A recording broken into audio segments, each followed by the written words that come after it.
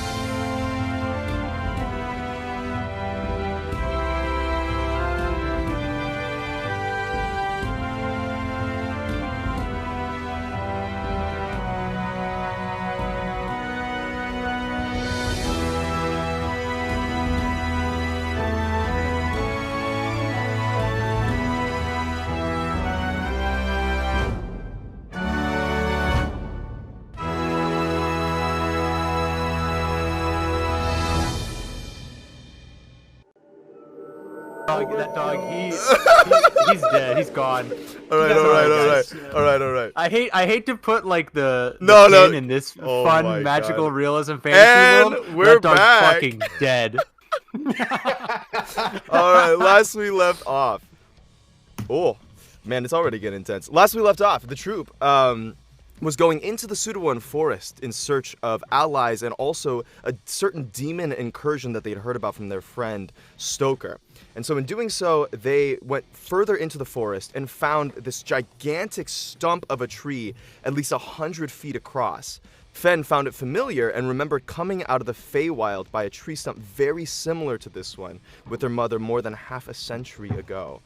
And in the middle of the night while resting, a mist started rolling in, one of whom, and then among that, a pack of wolves, or a pack of foxes led Emerin into the forest and magically took control of her. So the following morning, the party was attacked by the foxes and Emerin as Emerin thrust a dagger into Fen's side.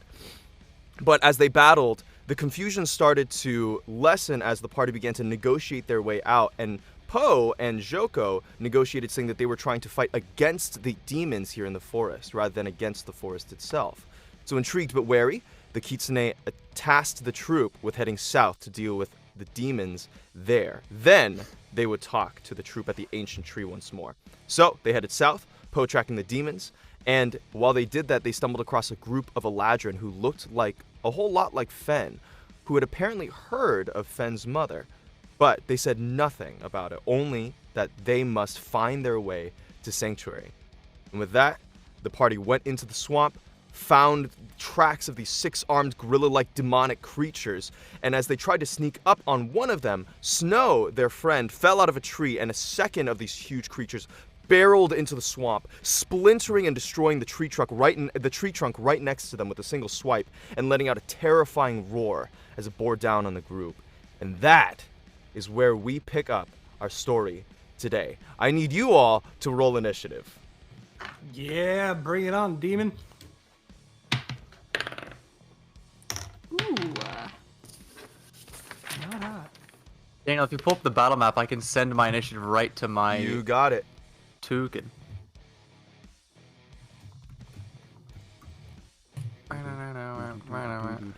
All right, I'm going to roll for... Oh!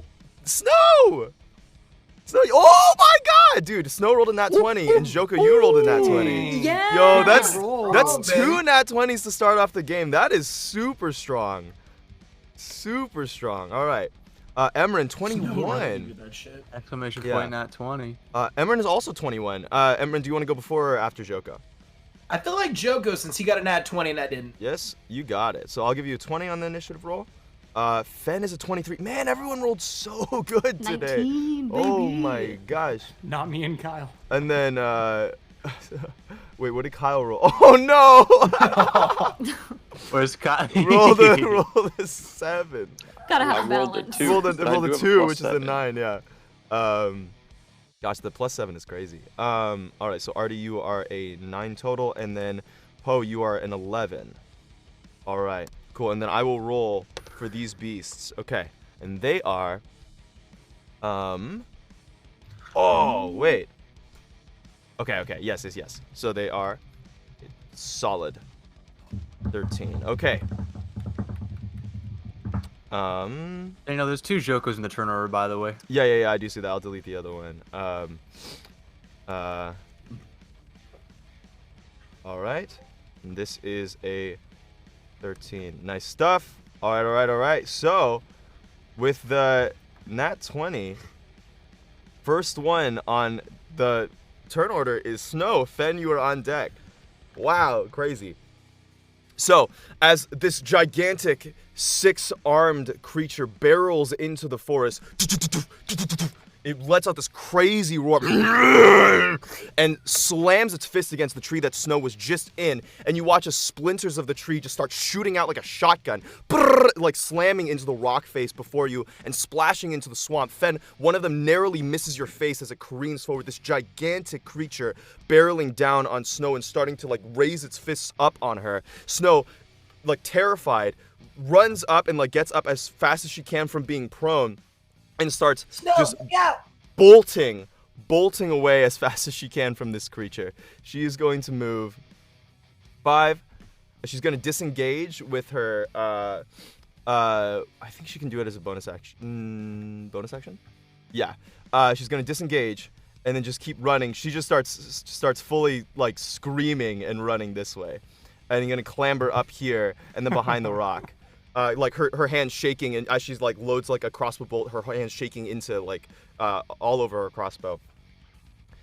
And she's big thing. And that's gonna be the end of her turn. Ben, you are up. Joko, you're on deck. All right. All right, I'm going to spend some sorcery points to summon my hound. Okay, sounds Hound. good. Hound. And I want to sick him on the big guy that just came through. Okay, the one on the right. Yeah. You got it. So we'll have him.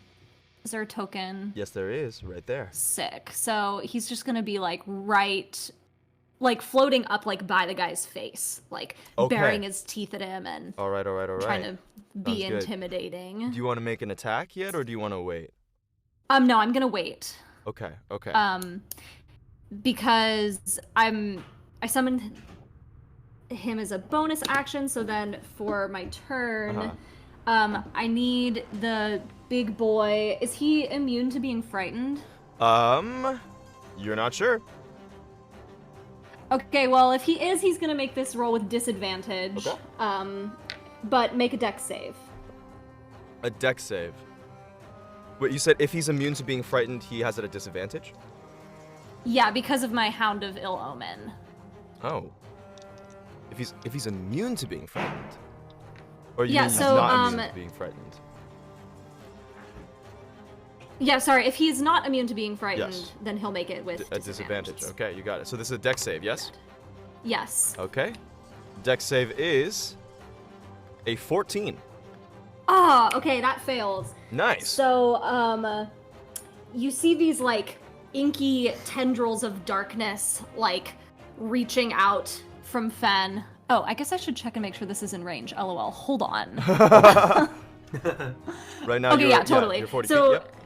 yeah, you see these, like, inky tendrils of dark shadow magic, like, sprawling out from Fen's body and wrapping themselves around this creature.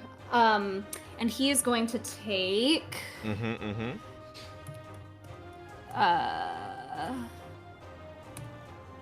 Okay, no, I did that wrong. I typed that wrong. All good, all good. Here, I have a D8, I'll just roll. 11, 15, 20, 28 necrotic damage. 28 necrotic damage. Nice.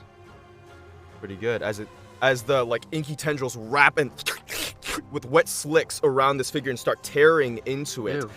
You watch as this like gigantic four-armed creature with two hind legs like kind of stands up like a gorilla, its chest bared open, and it roars out. All right. Nice stuff. Alrighty, and then I'm gonna use my movement to come a little closer. I'll go 5, 10, 15, 20 right here. Okay, sounds good. 20. All right. Is that the end of your turn, Fen? Yes. Okay. Joko, you are up. Y'all remember there's a second one down below you. Yeah, speaking of which, Jogo's gonna turn to Poe and say, "You fucking said there was one." God, fuck. I damn did. it. I did. Yeah. And Joko's going to come over this way and try and just put himself in the center of like where they can both come from, right here. Yeah. You got it. All right, understood. Greatsword out and bared. Okay. Do you want to ready your action for something? Or do you want to just leave it at I'll that? cast I'll cast Shield of Faith on myself. Okay. You cast Shield of Faith on yourself. That's a bonus action? And I'll ready an action to slash a fool if they get up within slashing range. All right, you're going to slash a fool. Sounds good. All right. Next up, Emran. All right. I don't think I've tried to change weapons at the top of a round. Let me ask you a question, Daniel. What weapons did you want to have out? I haven't had bad news out, but I would like to equip it. Okay. If it's my first move, would it be a free action or would I need a full action? I would allow you to have whatever weapon you would have wanted out at the beginning of the combat. I'll allow that. Okay, I heard that. Yeah, whatever Bad weapon. news is out and ready then. Okay, nice. Fantastic. Bad news is out and ready. Lovely. Seeing snow threatened, Emran is actually going to shift her attention at this creature right here. Okay. All And right. it's going to take a shot. Okay.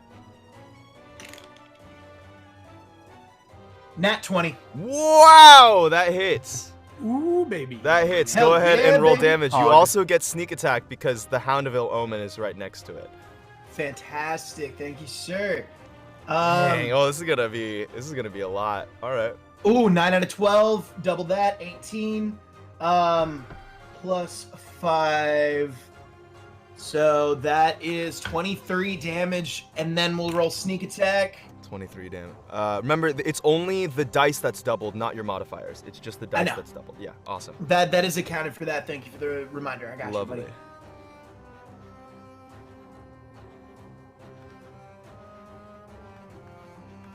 This is gonna be a lot of damage. 23 plus 19. 23 plus 19. The 19's doubled, That is- right? Yeah. A sneak attack is double 2, yeah. So that's 38 plus 23, which is 38 plus 23 is 61. 61 damage. Yeah. Oh, one Okay, fucking shot. wow, one shot as Emran in the tree sees Snow go down and slam into the swamp floor. This gigantic creature, boom, slamming into the tree, readies her, like, rifle, kind of, like, aiming it up, plugging one of the bullets that she found, and immediately takes a deep breath as the shot rings out through the forest and it slams, going straight through its, like, right shoulder and out its back. This gigantic spray of blood just splatters the back tree and the stump that's left behind from its strike. As it roars out in pain, it's still pounding on its chest. Nice stuff. This You just see a creature, little smile. this creature gristing is across looking, Evan's face. it's looking bloodied. It's looking bloodied. Fantastic. All right. That's the end of my Hell yeah. turn. All right, nice stuff, Emran. Man, crazy. Daniel? Yeah, what's up? Sorry, you can say no to this because I already made this decision, but I was wondering if I were to come over here behind this rock, would the guy, since he's so tall, would he have total cover from me? From that rock, where he is on elevation, yes. So right now, Snow's behind full cover, from his angle. Okay. Yeah. Okay, never mind, then I'm good. Okay, sounds good. All right, next up is the Udok, these crazy four-limbed creatures, massive musculature all over. They are about, probably about twice your size, maybe three times your height, Fen, hunched over. But when they stand up, they're like over like the treetops, like incredibly massive beings. And that's not even to account like how wide they are. As this thing, howling in pain, like starts whirling around, it is going to take one of its strikes against your hound. And that is going to be a... Oh, that's a 16 to hit your hound? Yeah, that hits. It's gonna vanish as it does far too much damage and just poof, like your hound just dissipates into shadow and dust. However, it did give Emran sneak attack on that strike, so definitely did some helpful stuff there. And it whips around, kind of looking around for the source of the shot that rang out, and it sees you, Emran. It is going to start like charging over and slamming into the tree, reaching up on one of the branches and goes out to grab you. You need to make either an athletics or an acrobatics check for me, please, Does Emran. the fact that I'm in a tree and I'm assuming gives me some cover make any difference on It's this roll? gargantuan. It is going to try and it doesn't give a disadvantage. It's so huge. It's like wrapping around, breaking branches as it reaches out towards you. So Okay, I heard that. it's And what are my checks? you can choose acrobatics or athletics. It's trying to grab you. Got it. And can I use Elegant Maneuver and lose my bonus action on my next turn, or does it not work that way? I think Elegant Maneuver you have to use on your turn. You can't use it as like a reaction. So Perfect. I believe so. All right, let me thanks. just double check that. Okay, cool. Sorry, I cut you off. No, good. I'm pretty sure because I don't think you're giving yourself advantage on the Elegant Maneuver. Yeah, bonus action on your turn to gain advantage on the next one. Yeah, you have to use it on your last bonus action, unfortunately. Okay, heard that. Yeah. Okay, cool. Acrobatics or one more time, sorry? Acrobatics or athletics, your choice. Let's do acrobatics. Sounds good. Ooh, shit. I've already used my lucky, and that's a crit fail. How does that... Hold on, before we get excited about this. Reliable talent, how does that affect with crit fails? So technically, rules as written, even reliable talent would work on crit fails, but personally, I like to make sure the crit fails count, regardless. Okay. So I That's allow... fine with me. Oh, wait. Oh, Oh, okay. never mind. I'm not within. Oh, you're not 60 within feet. range of Emran. Never mind. You're Okay. screwed. Good luck. All right.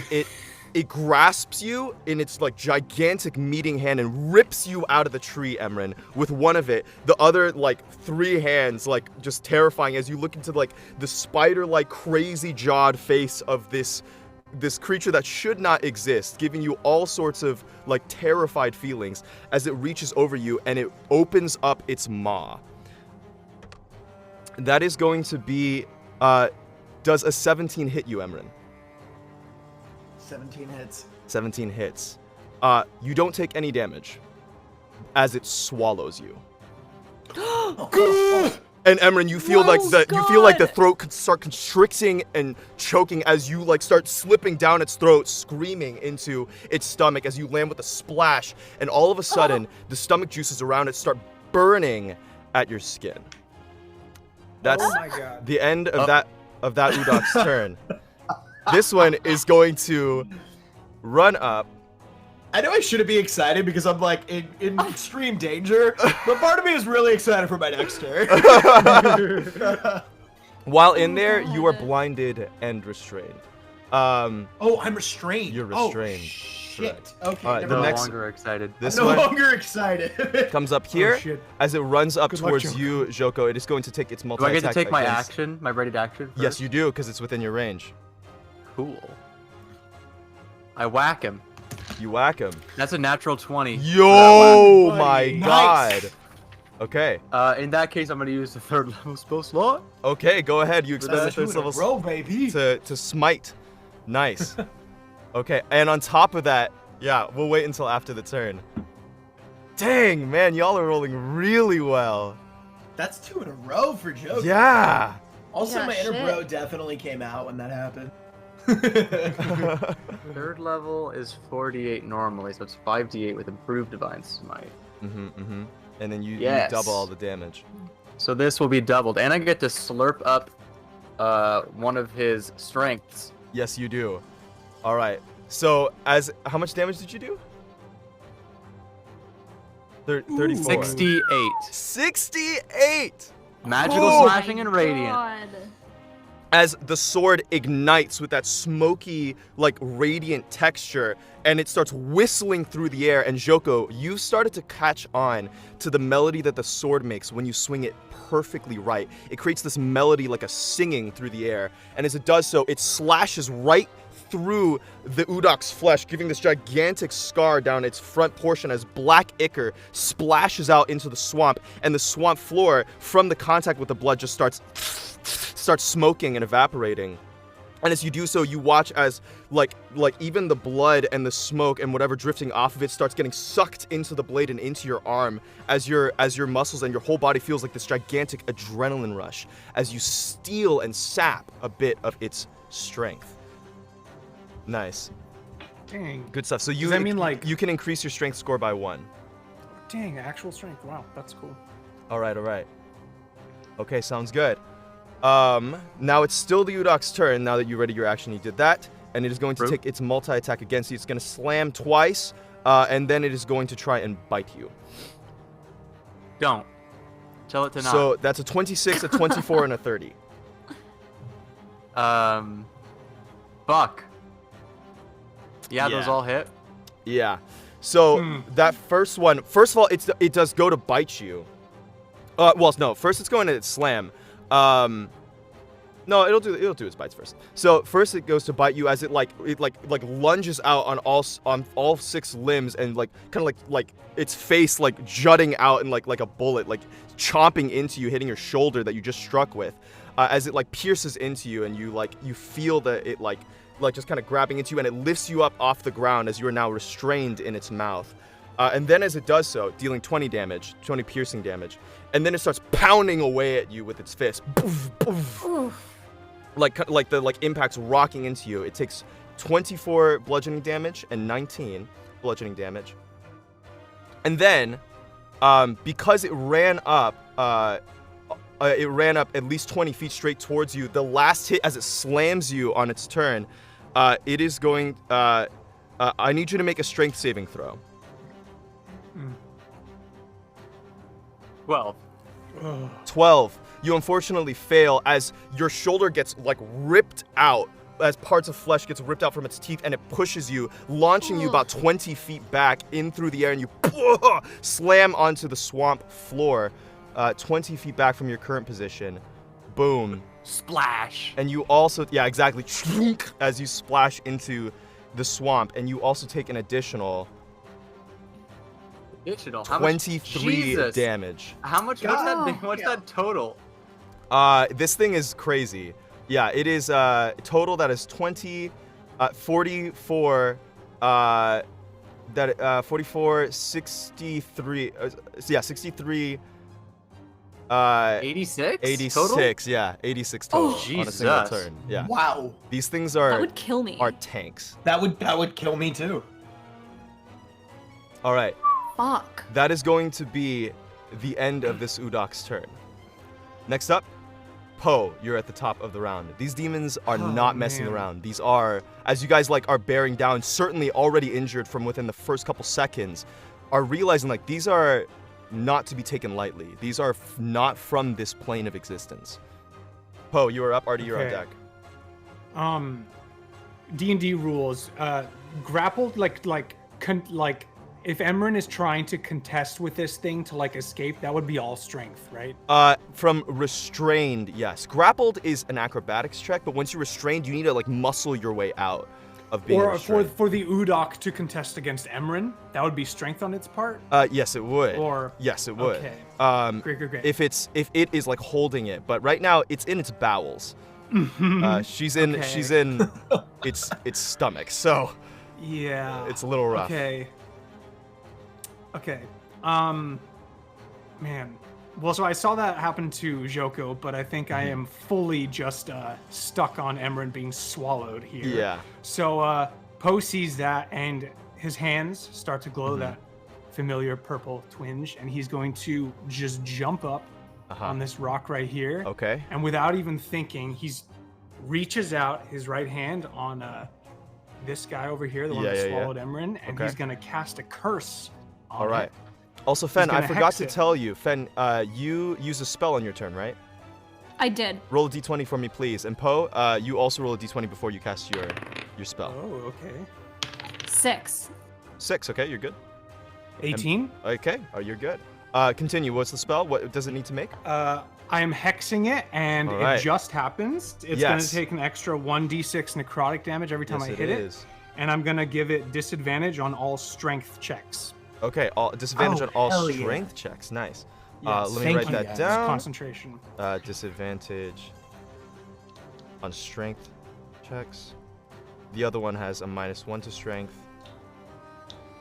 All right, and then it is now hexed. You got it. Great. And that's a bonus action, so I'm going to use my action to pull out my bow and double shot that same one. All right, sounds good. Make 2 attacks. 13. That unfortunately misses as it glances off the hide. All right, 26. That one hits. Sweet. And remember So to add that's that gonna additional be, d6 damage. Bad roll. 6 piercing. Oh boy. 6 piercing and 2 necrotic. 6 piercing and 2 necrotic, so a total of 8 damage. As the Ouchie. first one glances off its hide, chink, and then I did a boo boo. splashes into the swamp. The second one, you like try and like readjust your aim. Your hand's nervous from seeing your sister just get swallowed by this thing. And as you do so, you take a deep breath, steady your aim, and the arrow looses, and it like digs straight into the hide as the thing lets out another yelp of pain. Nice stuff. Can I see the arrow from inside the stomach? Unfortunately, no, no. It's in its shoulder. No, it's not piercing all the way to the stomach. I on just that thought that'd one. be fun. Just whoa, what the fuck? Whoa! As like you see like the arrowhead poking by your face. No. Yeah, it's No, just no, like no. I move my head, All from right. the inside. So You Poe, know, that's your as a bonus precaution, action. Yeah, as a precaution, I'm going to use the rest of my movement to just get back off the rock. Okay, sounds to good. Down there. You are now behind full cover now that they can't see you. All right. Beautiful. Okay. And that's my turn. All right. Next up, Artie. You are now up. I have a question about one of the spells. Yes. So I have a spell that I'm looking at casting. If I affected the creature, and let's say I teleported the creature, would it also teleport Emran inside, or would I not know that? That's a great question. You don't know. Honestly, I don't know. Okay, well when let's you spice things up teleport- then. Okay. This should work. Maybe we'll see. I'm gonna go 5, 10, 15, 20, no, 20, 25. Are they both within 60 feet of me? My thing isn't working very well. My range finder or whatever. Yeah, they are. Okay, sick. And then you're gonna see as I put both of my hands out and I concentrate on my time spent in the astral plane in the sea and wandering, and notice that these two beings are not where they're supposed to be. Yeah. And I'm going to upcast banishment at 5th level on both of them. On both of them. Okay, so they both need to make charisma saving throw, saves. correct? All right, they both need to make charisma saves. You got it. And do you need me to roll a d20? I first? do need you to make a d20 first. 13. 13. Okay, you're okay. So the two of them. Okay. All right. One of them rolls a natural 18.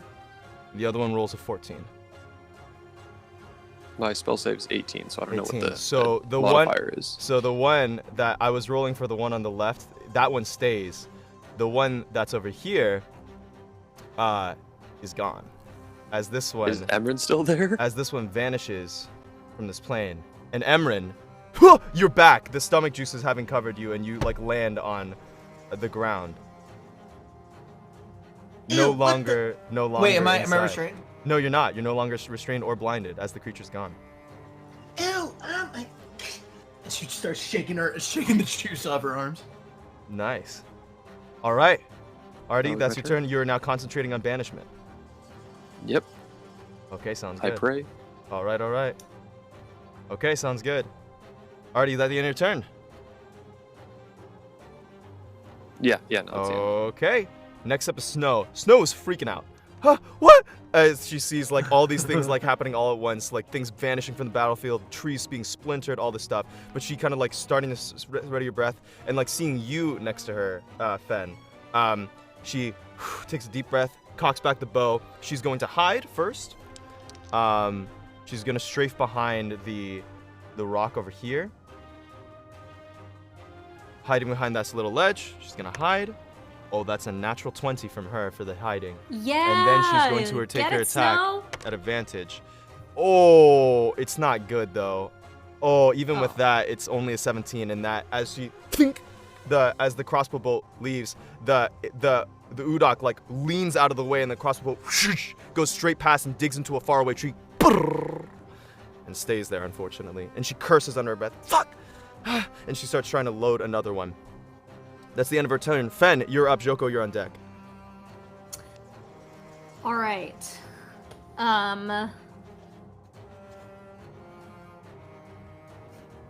Seeing Artie cast this spell and send this creature away into another plane, Fen is gonna be like, "Oh shit, yeah, good idea," and Fen is gonna try to cast banishment on the one that's left. On the one that's left. Okay, Hell sounds yeah. good.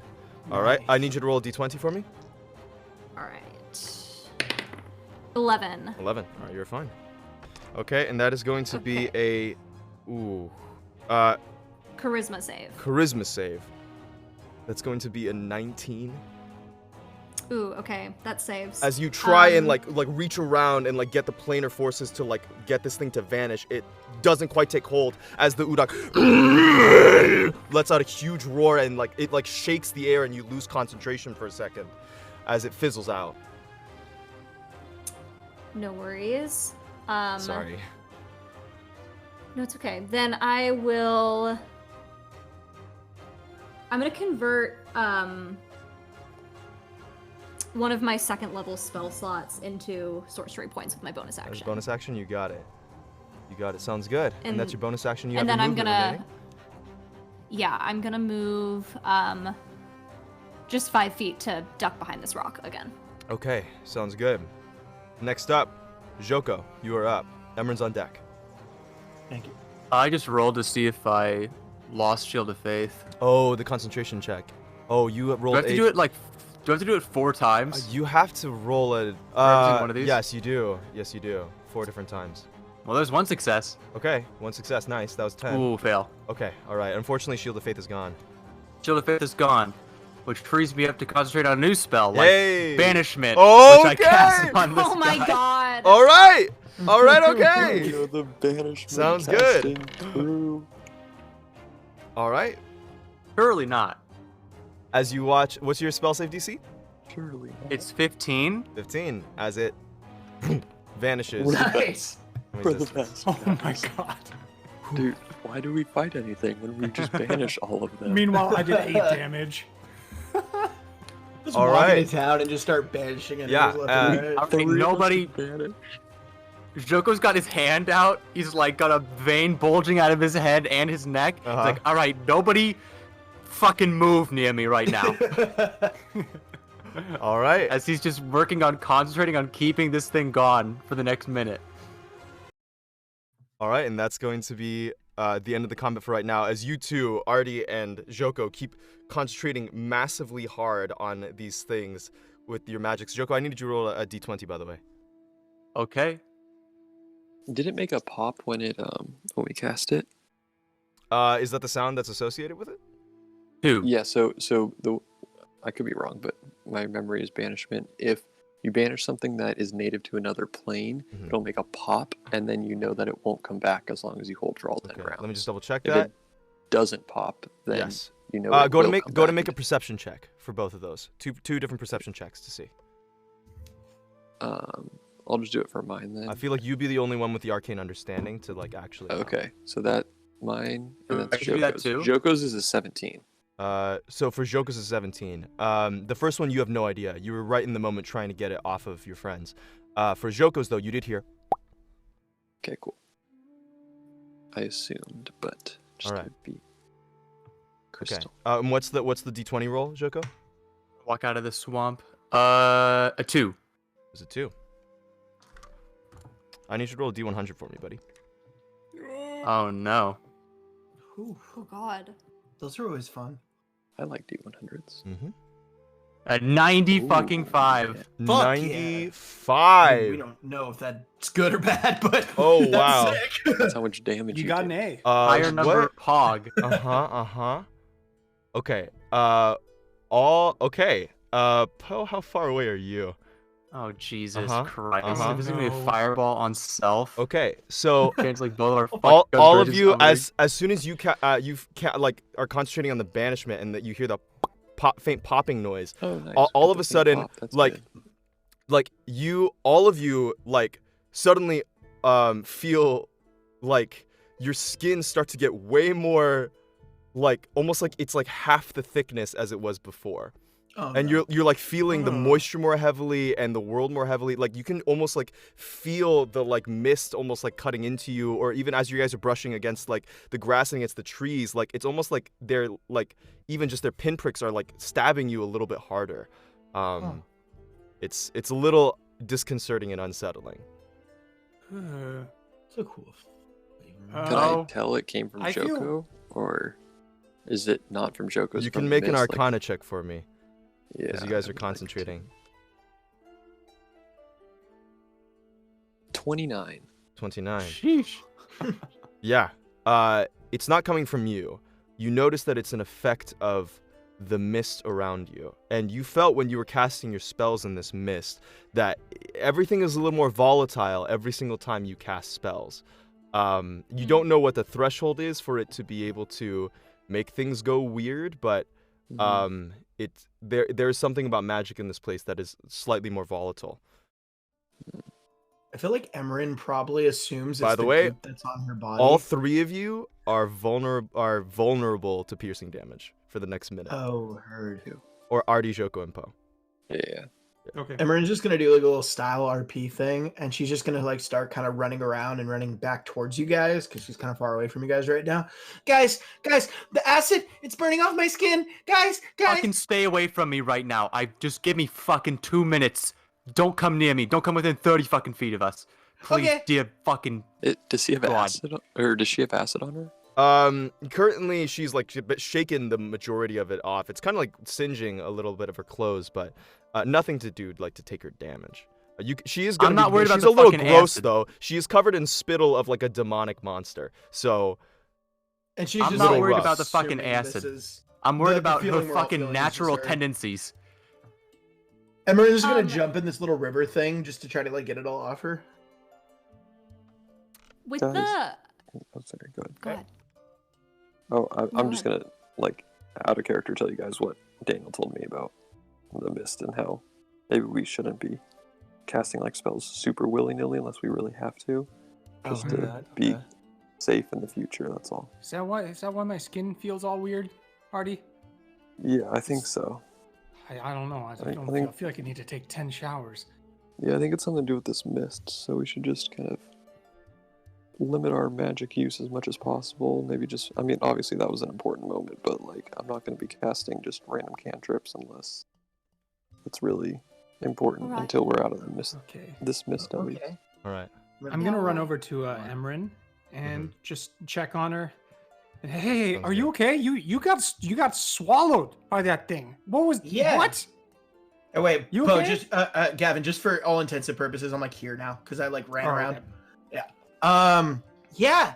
No, I'm good. I'm good. I'm assuming I'm assuming it was Artie that kind of pulled me out of that situation.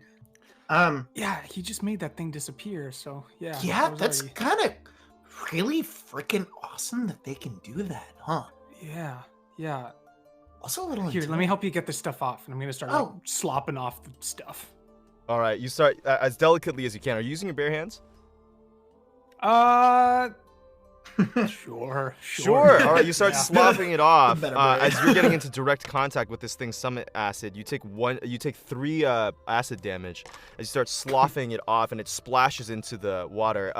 The water and it don't really mix, as it's kind of this viscous, mucusy, like digestive fluid that like slops into the swamp with a. But as you do, Emran seems relatively like the acid's off of her. Not clean, mind you. She reeks, but at least not dying from acid damage.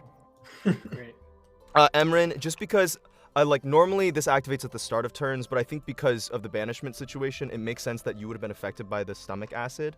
So it doesn't make sense that you would have taken no damage, basically. You know what I mean? Okay, yeah, At least no, in my mind. totally. So I'm just gonna roll What do you one. want I'm me just to gonna roll cross? one instance of the damage, and then this is the. Ow! Oh my Are you god. joking me right now? Do you get off on this, Dan? No. Can you roll? Just roll a dex save for me, dude. Just roll a dex save, bro. Just roll a dex save. Oh my god. Oh my god. I do. How the fuck? I rolled all 6s and a 5. I wish my Fuck. fireballs had What that the sort of hell? luck. Okay, we're in good shape. It's a 24. Okay, you take half damage. You Okay, take. thank Is it an area effect as well? No, it was the digestive thing. No, unfortunately, it's not evasion. You could use it. Okay. It's not an attack roll either. Yeah, This it's is kind of just a body all-encompassing, effect. you know? You were just getting digested, which is metal as hell. Okay. So yeah, okay. 35 halved. Round up or down? Round down. I round down. Okay, I heard that. I so think. that's, Do I round down? Do I round up? So that's 17 I think damage. you round down. I think I round. I think down. I think you've been rounding in favor of the player. I think I have been. Yeah. I've been trying to be. Yeah, I think in the flavor of the I think it's player. always round down. round down. Round down is Always raw. round down, yeah. Round down is raw. Yeah, makes sense. All right, Okay, cool. sounds good. So 17. 17, Daniel, yeah, can 17 you acid damage. now that we're out of combat, can Yeah. you humor me on something, just player to DM? Sure. I had a plan inside the stomach, and I'm curious how it would have played out. Oh. While restrained, either to help my restraint or just to see how it happened, Uh-huh. because it's the bonus action. Uh-huh. I was going to say Nade, and Mhm. just on my belt, Mhm. even though it wasn't equipped, Yeah. just ignite my dagger inside the stomach. Okay. And I'm curious what would have happened. You're playing in your head as you're kind of like thinking about it. Just go ahead and give me an intelligence check. Emran's strong suit. Wait, that was cocked. Thank God that was cocked. Landed in a weird space on my computer. Nat 20. What? What's a total? What's Wow. a You know total? you know what's crazy is that it landed on a slant in my keyboard and it was showing a 1, but I was like, that's cocked. How many Thank nat God. 20s are you guys gonna roll today? All right. As many as you, apparently. Well, well, I rolled a lot of them for snow. Okay, so they've been That's in your true. favor. Emran, what's that total for me? Just because you're not Artie level of intellect. Yeah. I mean, my intelligence naturally is a -1. -1. Okay, so you're kind of like piecing it together in your head, and you're like, well, you're kind of like, it's only ignited when I have it in my hand, so like it probably wouldn't have ignited. But if I put my hand on it, maybe it would have, even if it kept it on my belt. If you did, you might have burned through your sheath, and you might have burned through like maybe some of the inside of the dude, but you would have also burned yourself in your leg. That's what I. Okay, cool. That's what you. All right, That's cool. what you're piecing it together. You're like, that's probably what would have happened, most likely. But you're can ask Fen. unsure. I'm pretty sure Fen knows how Oh the- my god. That works, right? You're unsure as to like exactly the thing. You would have had to test it. So, but that's your hypothesis. Heard that. Okay, cool. That's what I thought, and then a little extra. That's interesting to know that if I put my hand on it, I know by assumption I still have to try it. Right. But I wouldn't have thought of that. That's cool. All right. Zoko Thanks. and Artie, you see them like popping veins in their heads, trying as desperately as they can, concentrating as hard as they can to keep these creatures away. And then after a minute of like the bubbling up from the swamp, the various creature noises and the mist, the stress and the strain goes away from their faces, and those two large creatures have not returned. Fuck. Fen would like to walk over to Snow and just kind of kneel down. Say, hey, you alright? How are you doing? That was intense. Yeah, I just got real scared because of the, it was real big and just, I'm okay, I didn't get hurt or anything. I ran away, so it was good. It was good. I just wish I fucking hit it, you know? Oh, I feel so fucking useless. No, it's alright. That happens. Happens to all of us sometimes. You were great. Yeah, I know that you were scared, doing but things. you You still... had your dog and stuff, and you look so cool. Hey, well, don't sweat it too much. We all feel like that sometimes. I know I do. But you were great, you know? You were scared, but you still... You sucked it up, you know? You tried to hit it. That's all that we can ask for. Yeah, I'm proud of you. Good job. Thanks. I wish we could have gotten maybe some, like, something from it, but I guess it's just, like, gone now, Can't sell it for money or anything. Yeah. Yeah. Yeah, probably could have got a lot of money for it. Yeah. Hey, yo. Good stuff, Fair. I like your soul, Joko. It's real cool.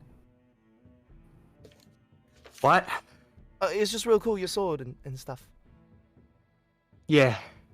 His sword. It's pretty good. You okay? You look pretty beat up. It just took a lot. Yeah. And Joko's going to put his hand on his shoulder where the meat has been pulled apart. Ripped He kind of off. just is gonna the shoulder pauldron that was there is no longer there. As like a good chunk of your leather armor was bitten off, and it's still functional, but it's gonna need some repairs. Joko's gonna put his arm near it. He's gonna touch it and wince a little bit. Then he's gonna just shove his fingers into the wound and cast Lay on Hands and use 50 points of healing on him.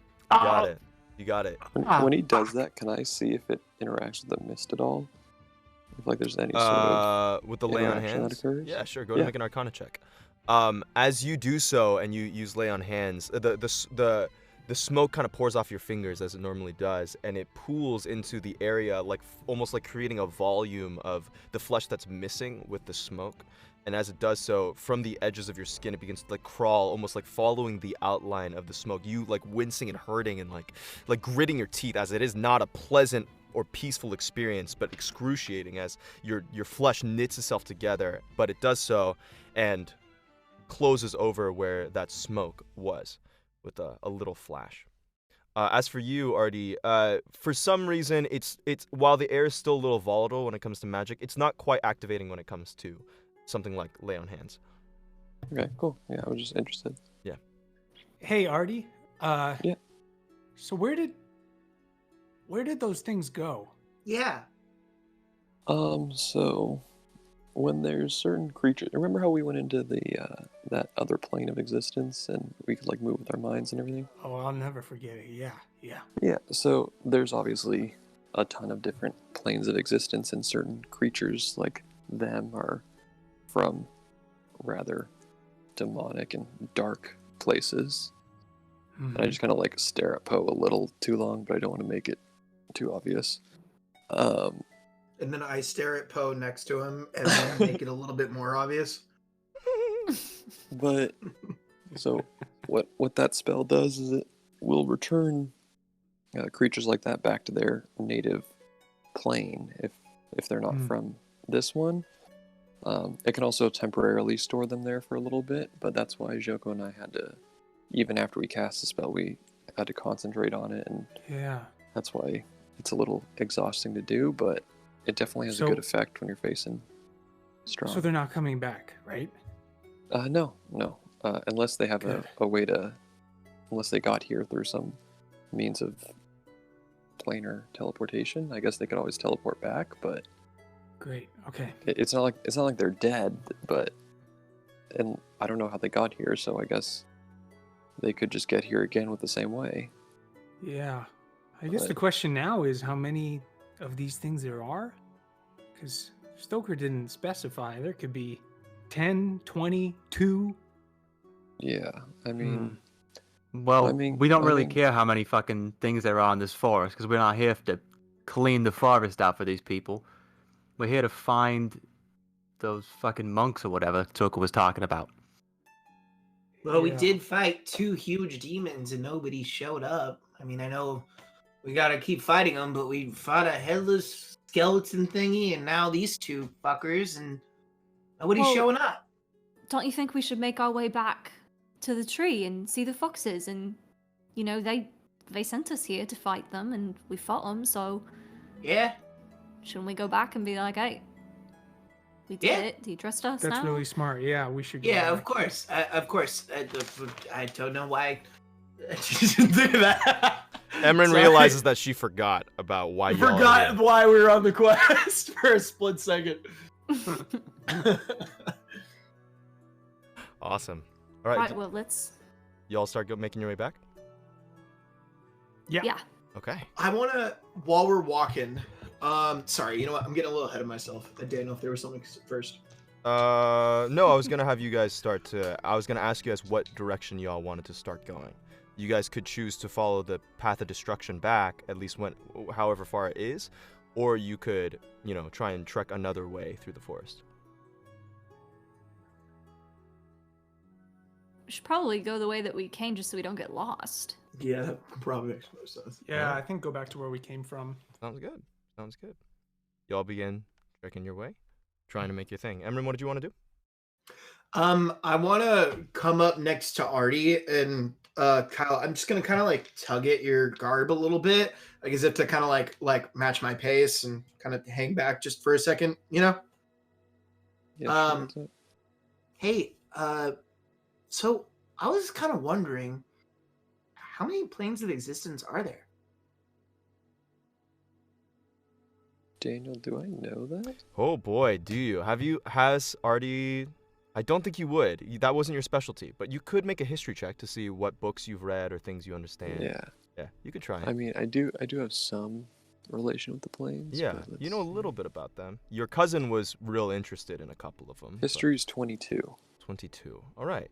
You don't know about as much as the average person. People. There are other planes of existence. You can't remember a couple names. You know that they're loosely organized into, like, there's the upper ones, which are generally considered relatively good. Like, you want to go there when you die. There's the lower ones. You're like, you don't really want to have anything to do with those. You do know that there's the anchor points, right? There's the anchor to the upper planes and the anchor to the lower planes. The anchor to the upper planes being like a satellite way up high in the sky, and then the lower planes being far beneath the earth. And then there's a couple of like planes that are very similar to the one you're on.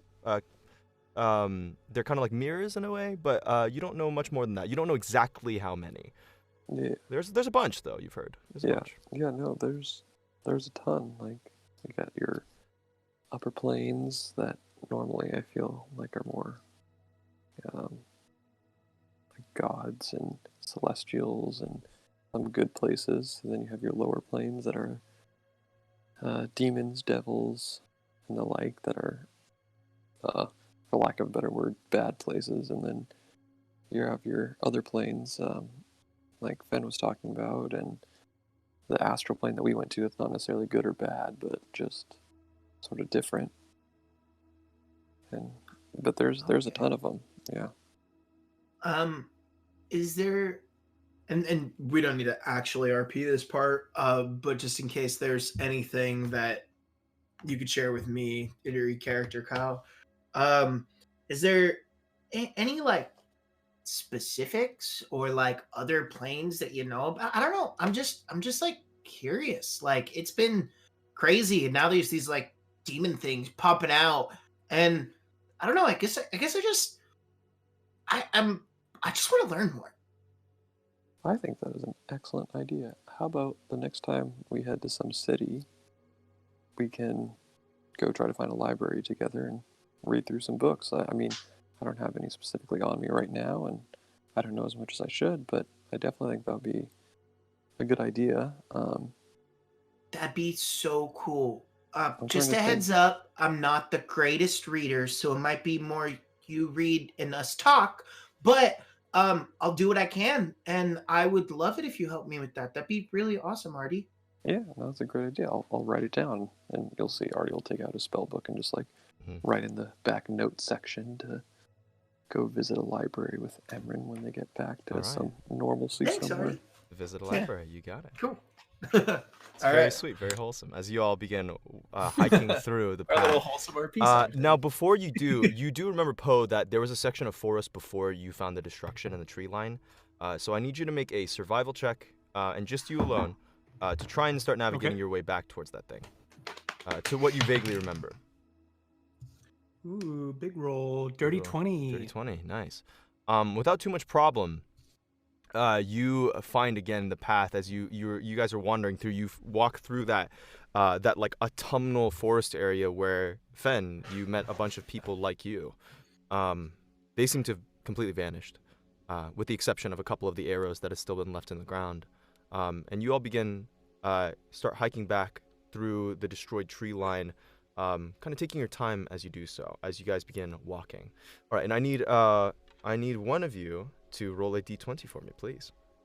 As you guys begin Daniel, walking back. What's up? Probably nothing will come of this, but I do want to note that when we're walking back through the sort of autumnal forest area, Fen is going to be actively looking for like any signs that someone could be left or that they like dropped anything or. Oh, okay. Go ahead and make like- an investigation check for me, please. Plus. Ooh, dirty 21. Oh, okay, obviously 21, it's dirty. nice. You 21. don't see anything like, a sack of gold someone left behind or anything like that. You do see the arrows that they left behind. Some of them are broken when they make contact, but some of them are in pretty good condition, and as you check them, they are silver-tipped. They're silver-tipped arrows. And if you choose Cool. to, you can take like about 10 minutes or so to like gather up arrows, and you can find about 12 silver arrows that are usable. Yeah, I would love to do that. Okay. And then I'm gonna bring them over to Snow. Oh, I can't use these. Mine are crossbow bolts. You need a real bow for that one. Yeah, alright, I knew that, obviously. Just wanted to say hi, Oh, check in how oh. you were doing. Thanks. Yeah, sorry that I assumed. I thought you were ringing up. Good Okay, save. hi. Yeah. Hi, I'm doing okay. No, come on, you think I'm stupid? No. No, yeah, of course. I don't know why I thought that. Yeah, I'm stupid. Sorry. Yeah, it's obvious that you know that. Yeah. Cool, great. Cool. I mean, those are real nice Fine, arrows, though. Snow. Good job Thanks, finding just all of wanted to them. show them to you. I thought you might think they were nice, They're so that's pretty. all. Then. Yeah, I like that. Alright. Like. Do you want to make a perception check on the arrows, real quick? Yeah. Okay. It's a dirty 20. As you were desperately covering, you're like, "Yep, knew that totally, 100%." You notice that there's something interesting about the arrows. Normally, arrows look like they've been carved, like their shafts have been like basically like taken from a branch and then whittled down into an arrow shaft, right? These ones are not that. It actually looks like the plant grew perfectly straight, and there is no stripped bark or anything. It's completely smooth, almost as if it grew that way, and then was made into an arrow shaft. Sick. Okay, Fen's gonna walk over to Poe. Okay. Be like, hey, does this mean anything to you? These arrows? I can't use those. I know, obviously. No, I'm kidding. Oh, these are they look like silvered arrows, maybe? Yeah. Nice find. Thanks. Do you want them? Can you use them? Yeah, I can. Oh yeah, I'll take those for sure. You don't need them, you sure? I'll just hang on to one of them. Yeah. That's a good idea. Thanks, Fen. Yeah. Sounds good. So you can add 11 silver arrows to your inventory, Poe, and then Fen, you can add 1 silver arrow to yours. Cool. All right, as you've been walking back, who wants to roll the d20 for me? By the way, it is getting late in the day. Poe, as you're kind of going about, you're realizing that you're probably going to have to make camp before you get to the tree stump. As it's getting pretty late. Tracking the morning fight with those the multi-tailed fox women, and then along with tracking, and then this fight has kind of taken a majority of the day. And you're realizing you're probably gonna have to make camp before you head to the tree stump. You could push it, but you would imagine that you guys would be exhausted if you did. Guys, I think it's best we make camp. It's gonna be nightfall soon. After a couple hours, yeah. Yeah. I'll So roll keep a an eye out for a D20. place to. Go for it, Kyle. 10. Oh, a 10. Okay. Yeah, that was a really okay. interesting one. You're welcome. Super interesting one, man. I love 10s. All right. As you say that, kind of calling everyone to like look at a campsite. Poe, you begin kind of like walking over, just kind of scouting in the distance as you guys are walking through the destroyed tree line.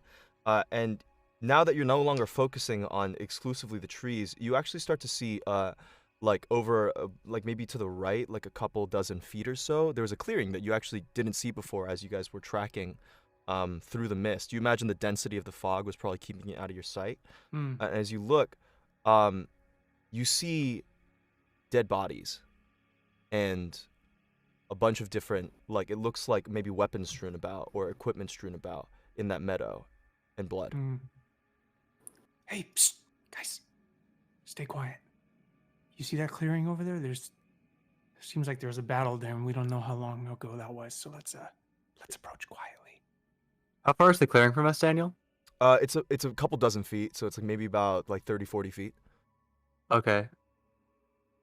It's After through we the tree move, line, like, so it's a little obscured, yeah. are we moving closer? If you wanted to.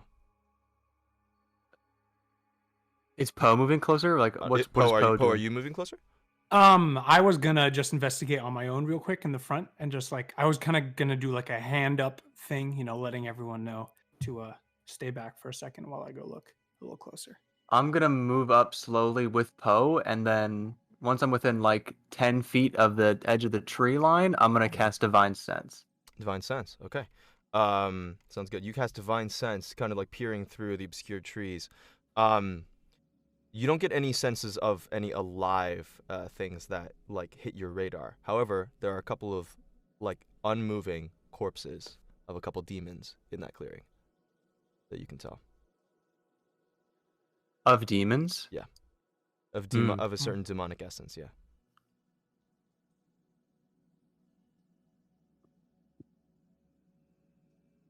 I'm gonna stealth into the field and sort of using my natural proclivity to keep my eye on the tracks on the ground to sort of like get a fuller picture of what happened here. Okay. See what kind of tracks I see, etc. Sounds good. You can make either an investigation check or an insight check for me. Great. I'll do an insight. Okay.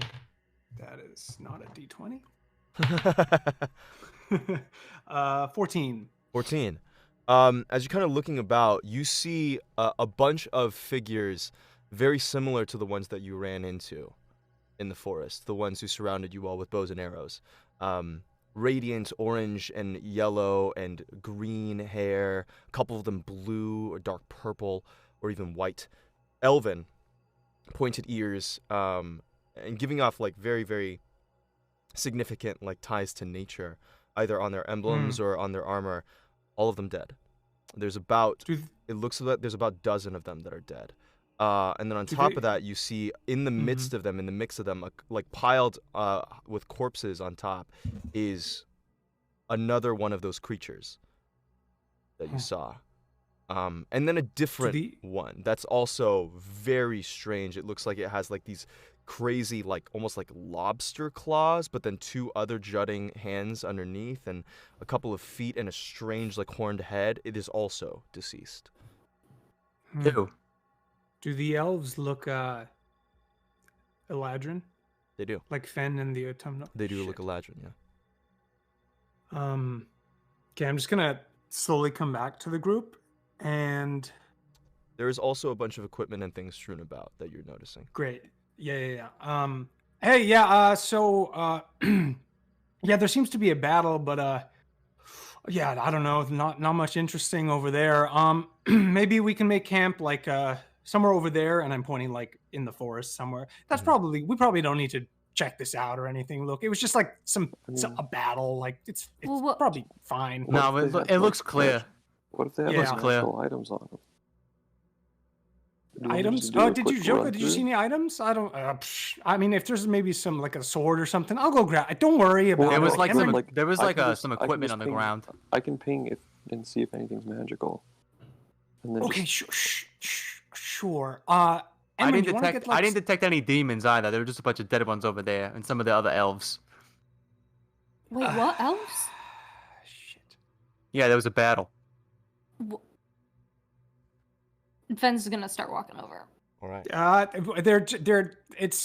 And Poe is just awkwardly trying to like stop them. Mm-hmm. Just not. It's so awkward. Mm-hmm. Fen, just you want to help Emran with dinner? Maybe that'd be great. I know Emran's What? been asking for help.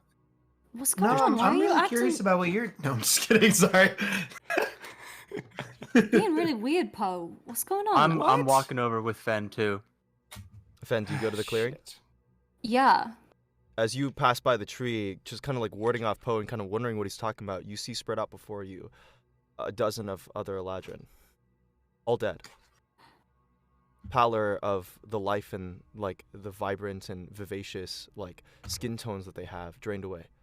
Still gaunt, with the life left their eyes, laying, some of them face down, some of them torn in half, some of them with gigantic, huge indents in their armor from a massive-sized punch, laying dead in the field. A couple of them draped over one of the creatures that you just fought. And then another one that you don't recognize, but also dead. The one with the lobster claws and the other appendages. Do I recognize any of them as the people that we saw earlier? Go to make a perception check for me, please.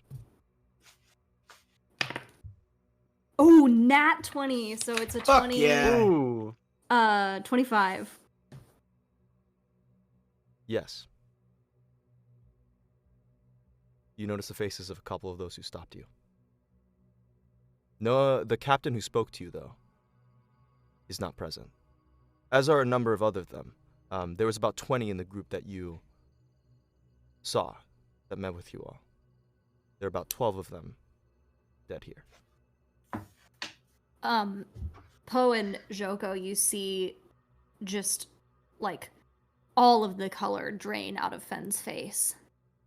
And Fenn is looking out at this scene of these people that they like the first people like them that they've ever met before, now just lifeless and dead, and Fenn drops to their knees.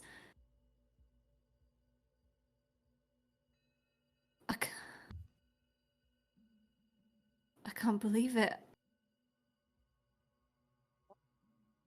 We have to bury them. We can't just leave them here. Joko puts a hand on Fenn's shoulder and then walks over towards the bodies and starts searching through the equipment. What? Stop, what are you doing? And Fenn's gonna try to pull Joko off. You can't just loot them. They're not just fucking objects for you to rifle through. I'd suggest that you walk away. They have objects. They weren't objects. But I mean, look at them now. They're gone. If you want to help me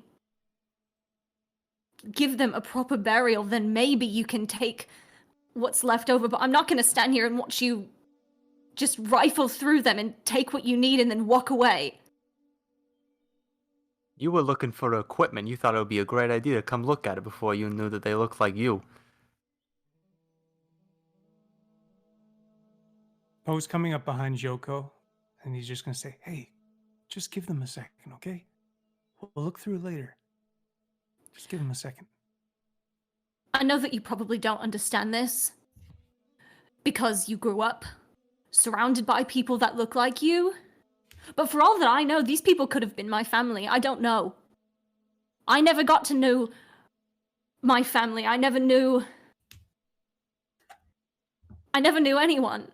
You know, for all I know, that could be my brother or my sister or my cousin. I'm not just gonna stand by and watch you rifle through their bodies like it's nothing. So if you want to help me give them a proper burial and fucking respect them, then you can stay. And if not, I highly suggest that you walk away from me right now. All right. Joker's going to take a few steps back behind them. All right, everybody else, come over here. Oh, yeah? What's going Grab on something over to there? dig with. What's going on? Okay. Just grab something. All right, sure. Snow starts walking over to the edge of the clearing. I'm going to, I guess, take one of my pots or something out of my cooking utensil. It's probably gonna work here. Snow stops dead in her tracks when she sees the scene. Takes a couple seconds. If anybody wants to help me, I'm gonna be burying these people. If you're tired or you don't want to, I understand. You can go and make camp.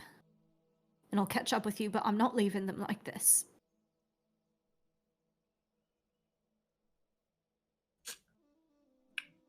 You see a massive hand come over you, and it will just start picking up bodies and collecting them and digging a brief little grave. Look at Bigby's hand and just use it to try to do the work of more than me. You got it. Snow is I'm also gonna- going to help out as much as she can. She looks a little queasy, a little pale, but she decides to help.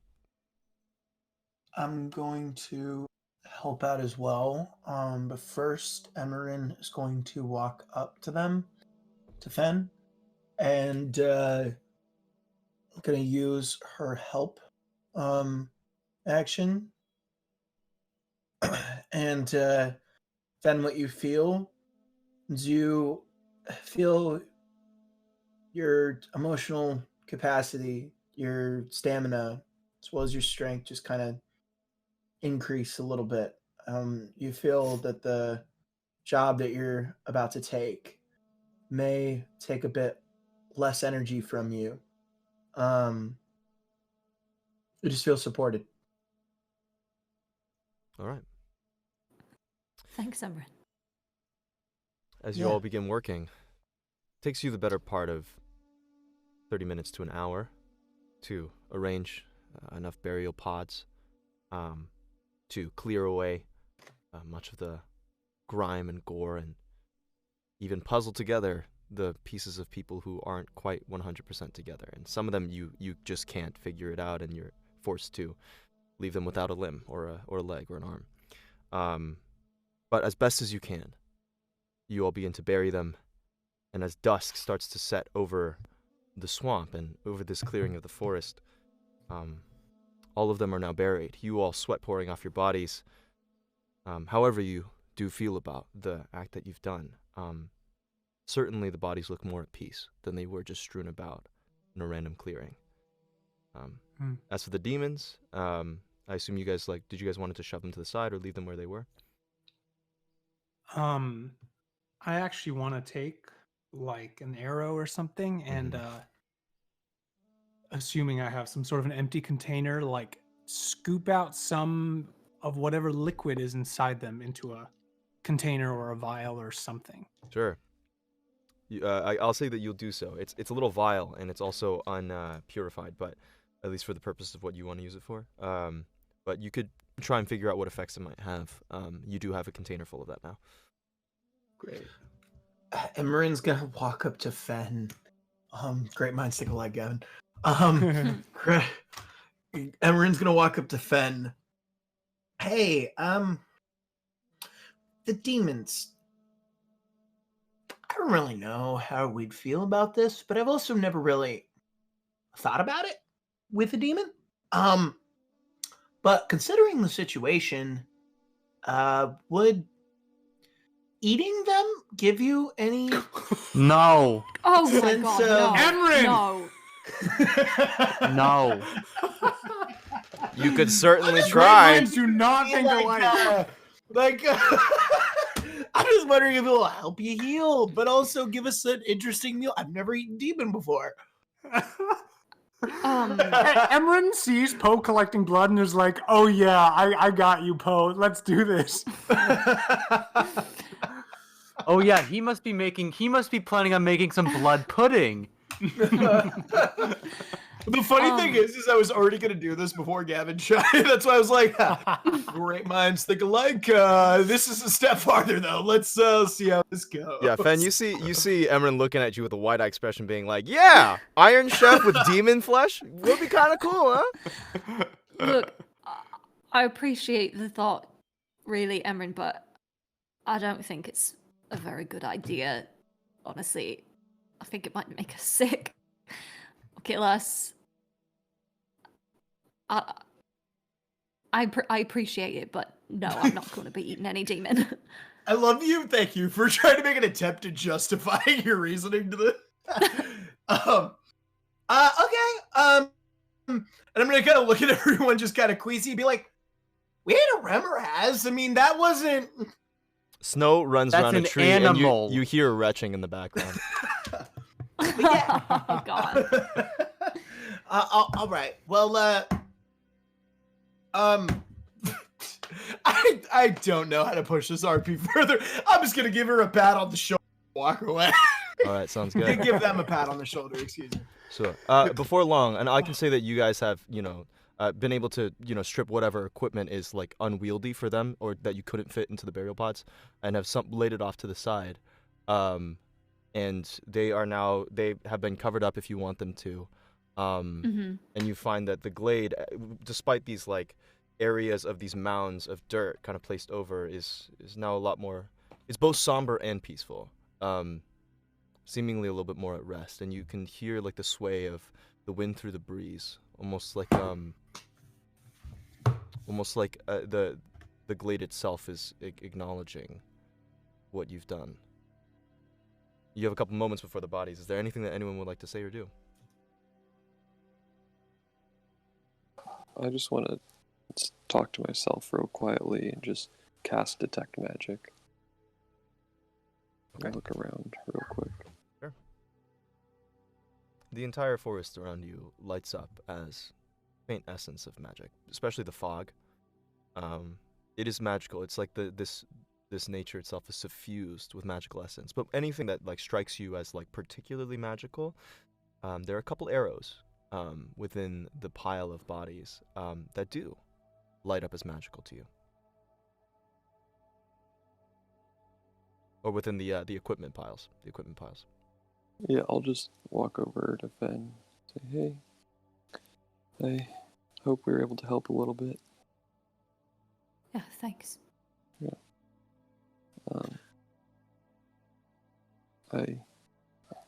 I know that it can be hard, but just know that you have a family now. You have us. And even though we're dysfunctional and might not always see eye to eye or be the best for each other, we do care about you. And we'll always have your best interest in mind, even if it might not look like it sometimes. Fen has been trying pretty hard to like keep it together during this whole process, and like obviously they're upset, but they have really been trying to like keep the like greater emotions sort of under wraps and not let anybody see it. But when Artie says that I have a family now, you can see a little bit of that veneer breaks and Fen's face kind of twists up. But they don't say anything. I'll just give him a hug. Snow comes over and also comes into the hug. While this is happening, I just want to add something to the situation. Emerin goes over and finds a branch. She breaks off from the group, finds a branch. Mm-hmm. She uses some of her rope and ties her flame tongue dagger to the end of it. In the middle of the plot, not over a particular grave, but just kind of centered amongst the graves. She's going to stick the branch into the ground and say, Anare. And what everyone sees is now there's just a single torch, emitting a particular vivid light amongst the grave, so we can actually see the plots as you guys are in an embrace, and Emerin is then going to return to the group. Poe is gonna stand at the edge of the burial compound and very loudly say, "Today we mourn these brave soldiers. They died in service of this forest and of what they were here to do, and they died nobly. They slew that which would harm the forest, and for that we honor them and the life that they led. And we thank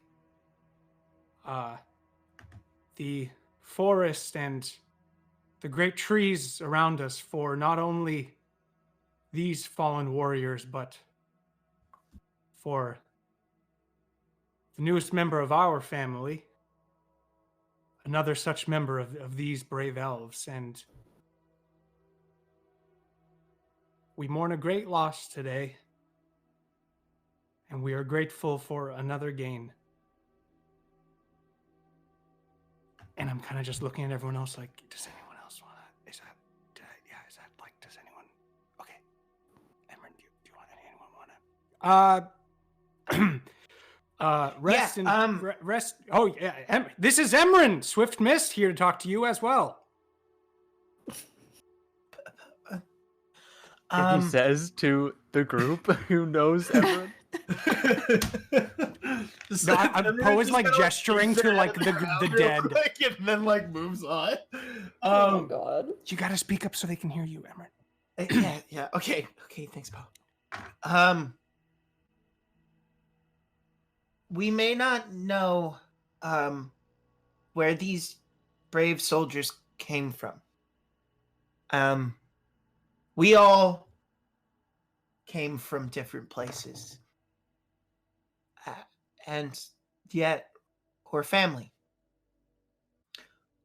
I think this group really shows us that it doesn't matter where you come from, or whether or not you use magic, or shoot an arrow, or speak a different language, or know how to read.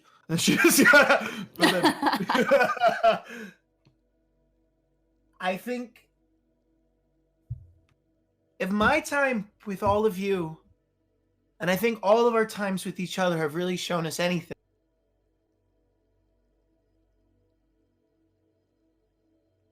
it's that we have something that we can find that connects all of us. And I think the bravery, the tenacity. Holy crap, that was a big word. Good job, Emran. Thanks. The and the spirit of the people that you fight next to is the most important thing. And so while we didn't know these people personally, it doesn't matter. And they can move on knowing somebody here And we will remember them. Either way. Nice. That was great. That was really good. Thanks. Yeah. All right, thanks everyone. Yeah, they're buried pretty deep, but I think they heard us. Joko, if you wanted to look through the supplies and everything, that's fine. You can take what you want. All right.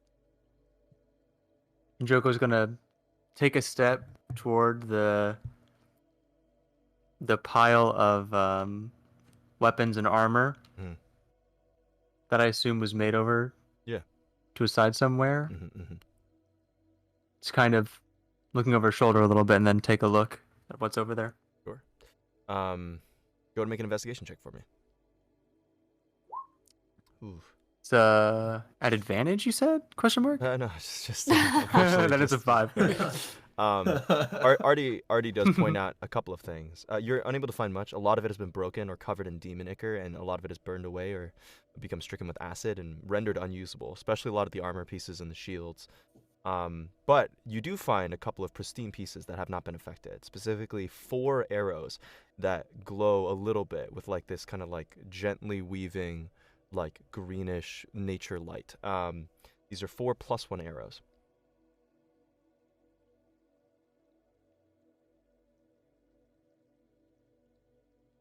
I'll pull those out and I'll hand them to Poe. All right. Everyone's giving me arrows today. Thanks, Joko. Sure. With that, as you'll look about the clearing, do you all take your rest? Go back into the place that you guys found out and make camp and go to sleep?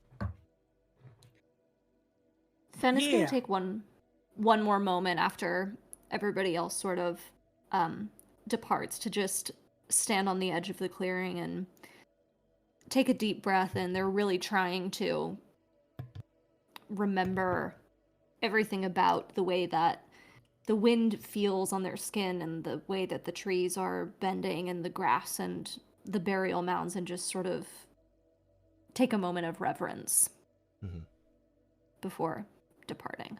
They do so.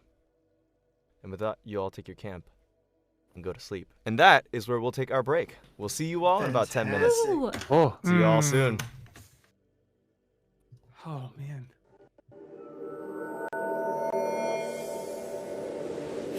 All right. And we're back. Thank y'all for waiting. Cool. As you all take your rest and go to sleep, you guys can go ahead and take your long rest for the evening if you want to bring back your spell slots, your HP, all that good stuff, whatever things that you've expended. Sweet. Sweet. All right. We Then- needed this. Yeah, big time. Poe, Mm-hmm. as familiar sleep takes you, a less familiar creeping sensation crawls across your back like a series of spiders. Insect pinpricks jabbing into your skin slowly and more steadily until the discomfort rises and rises like a crescendo until it forces your eyes open and your body up. But you are no longer in your bed. An inky blackness surrounds you like a shallow puddle, and rock features of rubble and craggy hills occasionally appear out of the dark ink. Slave. You spin around, and what you see causes your heart to drop into your stomach. There, atop a jagged spike of upreaching stone, sits a humanoid figure with skin darker than the blackness around you. Great hooves for feet. Toned and beautiful musculature defining the barely clothed demon prince, lounging atop a throne of contorted bodies, still very much alive. At his side, the snake-like, wicked-looking greatsword, as his thumb plays with the hilt, making the sword spin in delicate circles. I am not a slave. I am not. Well, you're certainly not acting like you're going to be king. And when you don't want to do what I want you to do, Poe, I begin to get a little irritated. His fist starts clenching around the greatsword and stabbing it down. You hear it start to slide and scrape across the floor of the ground. Daniel, this is Grost? This is Grost. The dark-eyed, handsome, beautiful, and terrible demon prince. Is this the form I've seen him in before? It is. Okay. It is. You know, if we're talking about getting irritated, I'm a little irritated myself. You have some spunk in you, Poe. Tell me, why are you irritated? I don't know. Maybe because there's some half-naked demon man giving me empty promises? Maybe that. Maybe he's pulling me around every which way, not really telling me what's up, because you seem to, you know, you seem to want to empower me, make me think I'm your friend, but I don't know. I don't know, buddy. I get the feeling you're not so much my friend. No, pal. No, I'm not. No. I control you. You stand alive with your pretty little friends because I will it. Because it pleases me, Poe. And at any moment, he snaps, and you feel your whole body crumple, and you sink, and you're like a doll that's been cut with all strings, and you're just there on the ground. You can't move, your mouth can't move, your eyes are just fixed up at the throne at a horrible angle, looking sideways up at Grost. I could stop it. So yes, Poe, you are my slave. Now tell me, Poe, snaps again and your mouth can move, but your body can't. What good is a slave if they don't do my orders? Really? Humor me. What good are they? Should a master keep employing this slave, using this slave, giving them good gifts? What should I do?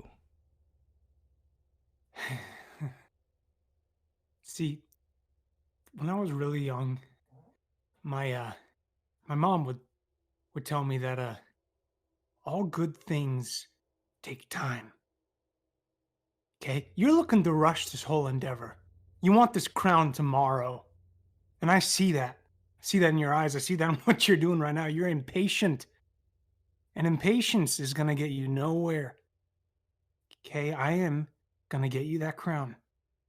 But if you haven't been paying attention, my friends are suspicious of me at every fucking turn. Okay? If I gung-ho move my butt down to address to you tomorrow, I know who's going to stop me. And your powers that you've imbued me with, sure, they're fun, they're cool, they are useful, but I can't stand up to all those people. And frankly, I don't want to. So just have some patience, okay? I know you probably get lonely in your demon world, and you don't really understand what patience is. You're used to getting what you want. But the way I see it is you need me. You need me. Because I should have died back when. And if you decide that I die again, you know, that is restoring things to what they were. So I think you just need me. So I think I need you to be patient. And please get these things off of me. Go ahead and make a persuasion check for me.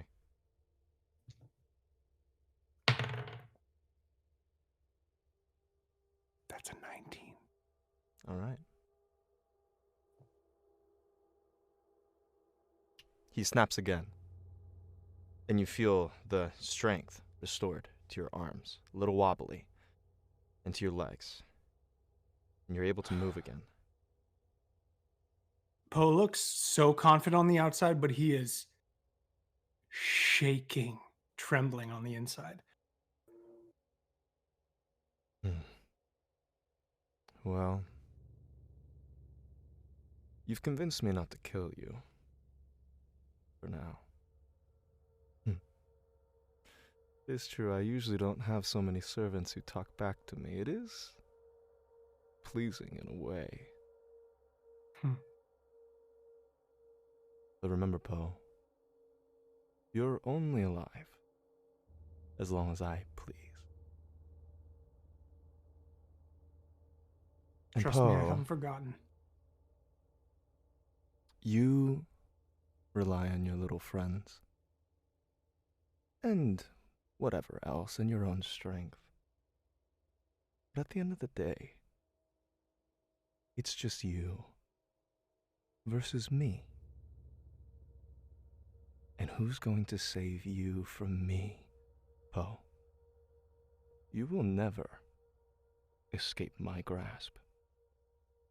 After all, I'm the one keeping you alive.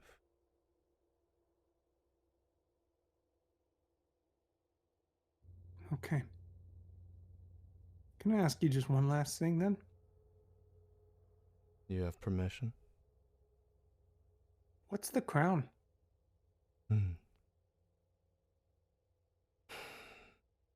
It's a symbol. It's a powerful magical item. Something that you all refer to as remnants. It's mine.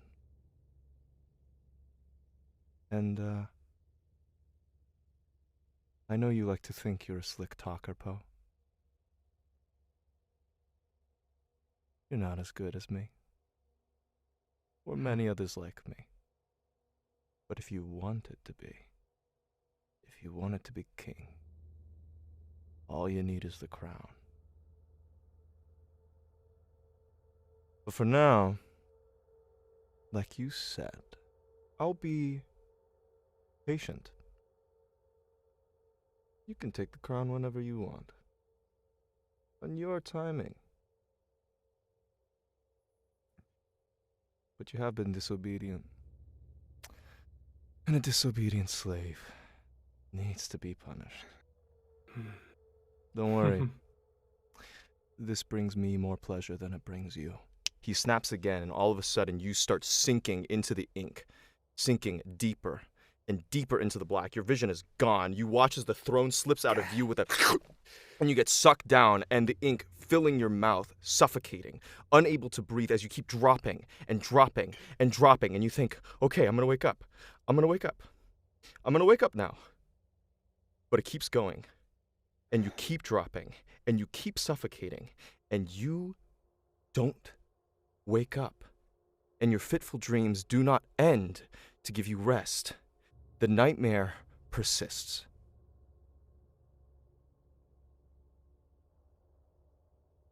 Joko, your eyes open, and you're back at your farmhouse below Sola. The house empty, just as you remember. But unlike before, Conlin is nowhere to be seen. The wall's empty, the house empty, just like when you sold it. Just after you talked with that woman. What do you do? What woman? Praxidiki. Oh. I'm in the house or outside of it? You're inside the house right now. It's like you left off from where your conversation with Conlin went.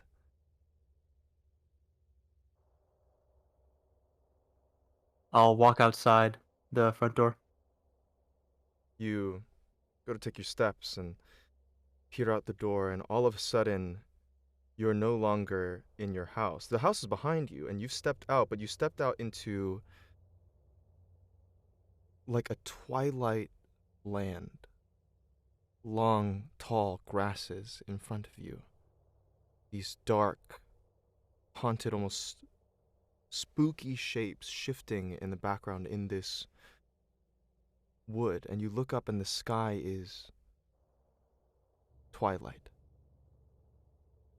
Just at the edge of day and night. And as you look around, you see there, standing, is the tall, pale complexioned, with a blindfold over her eyes, dark, dark hair, blacker than obsidian black, running down her back, with the scales in one hand cracked through, and a stone, a diamond, a black jewel in the other.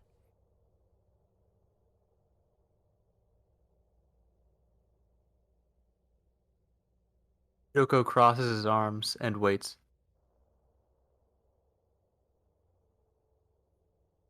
You failed to get your revenge.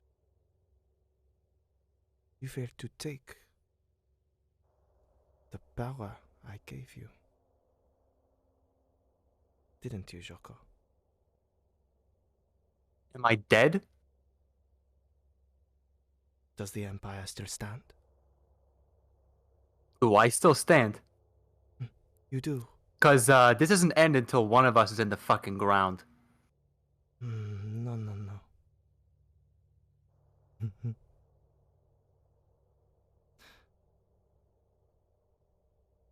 You've taken power from me, Joko. I expected you to do with it as you wished, to claim your vengeance. But you are too weak. She begins to take a step forward, the grass turning to crystal ice with each step that she takes. Yoko's brow furrows.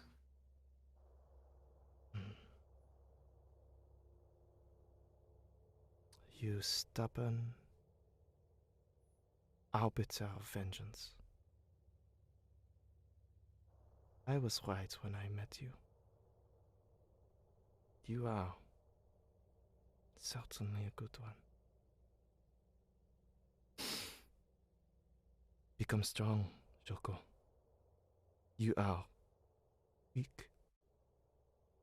Only once you become stronger will you be able to take power back from the ones who robbed it from you. She looks to her right, and you watch as, forming up out of the grass, you see the crystalline ice statue form of Rodolfo Fiennes. Yoko turns his head and spits At it or on the ground? on the ground.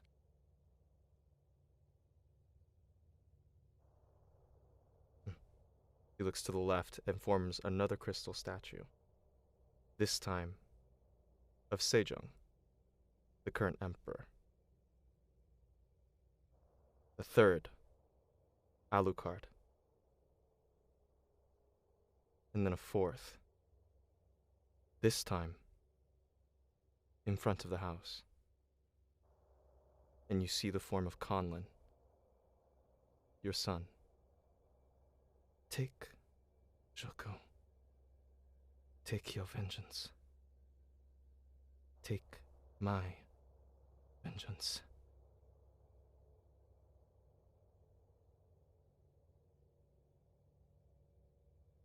Yoko's going to walk up to the statue of Rodolfo Fiennes, Mm-hmm. and he's going to send a fist right through the center of it. It shatters out and vanishes into smoke, like a gigantic slow motion ice sculpture shattering and then begin to slow motion turn into smoke. And it begins to hang there. Yoko turns around and walks toward the statue of Alucard, Mm-hmm. and he sends another fist straight through it. A second time. Yoko walks toward the statue of Sejong, Mm-hmm. and he brings a fist straight down on top of it. it shatters downward, and this time the smoke pooling across the ground in slow motion. Joko walks over to the statue of Conlon. And he puts a hand. He reaches out and puts his hand on the cheek of Conlon. And then he brings his other hand over and claps the head of Conlon's statue. And you watch as the head snaps off and floats into the air, hanging up. And the rest of the statue shatters forward of your son, going into smaller and smaller pieces until just the eye is left staring at you. Good. Go. Good.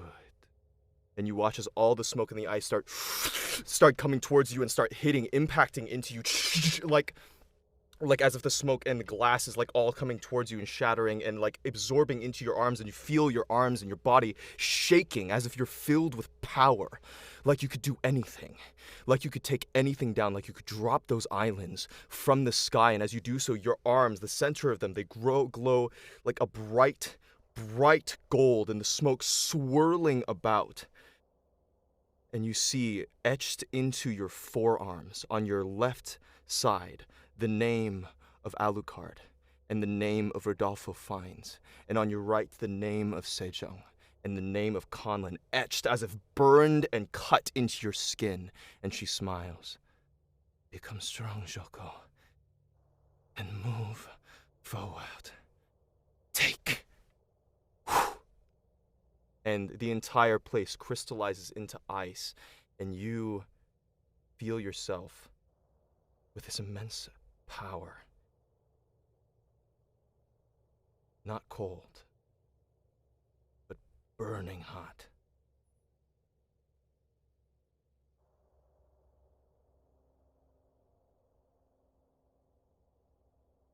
And you wake up. You all come awake.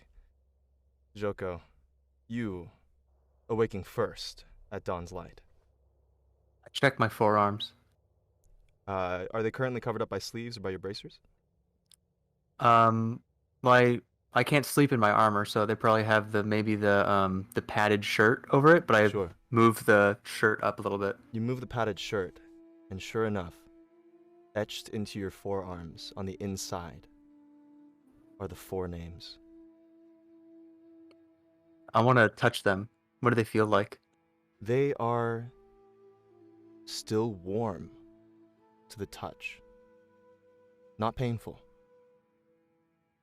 but warm.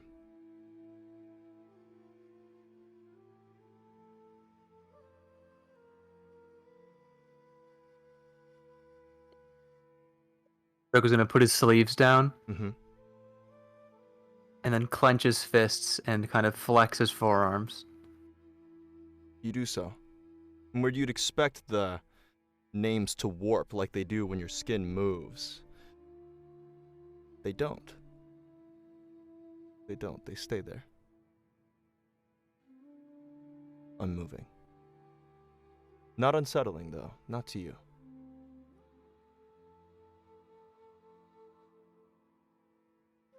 But there, sure enough, on your right arm is the name of Conlon Galspan.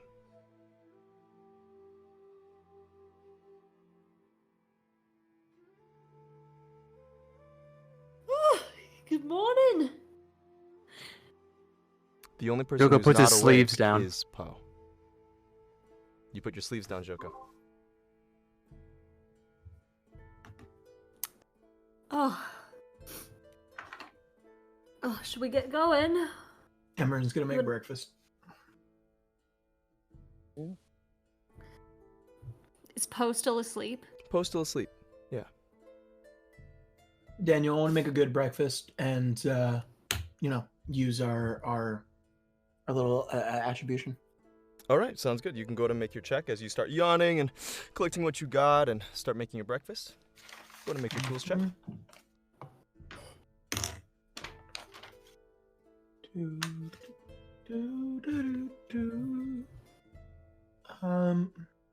God, I really need to write this down. What am I adding to it? Just proficiency? It's your wisdom plus your proficiency modifier. Yep. Wisdom plus proficiency. Okay. Mhm. And that was a... Oh shit, I forgot what I rolled. and it was double digits too, and I was like, I don't know, 15 or 15, and now it's an 8. It's an it 8. sucks. Okay. No, all right. hold on. I haven't added wisdom plus proficiency, so it's gonna be a 13. Okay, yeah. For a forest, and you kind of think for a second, should I use the demon meat? But that ends up passing as you end up you just start doing Demon the normal thing, sausage. and it's generally better food. So anyone who chooses to eat of it will get 1d4 inspiration. Okay, sweet. Yum. Shukadooka-woo. All right. As you all begin, Poe I'm isn't assuming you guys are up all while starting everyone's- eating. You guys can start as you guys are gathering and eating. Poe's still sleeping. He's just conked out. I'll wake him up since I know Emran's cooking. All right. You start to Yeah, shake him, Poe, and he's not waking up. I want to put my 2 fingers on his neck, check his pulse. He's alive. You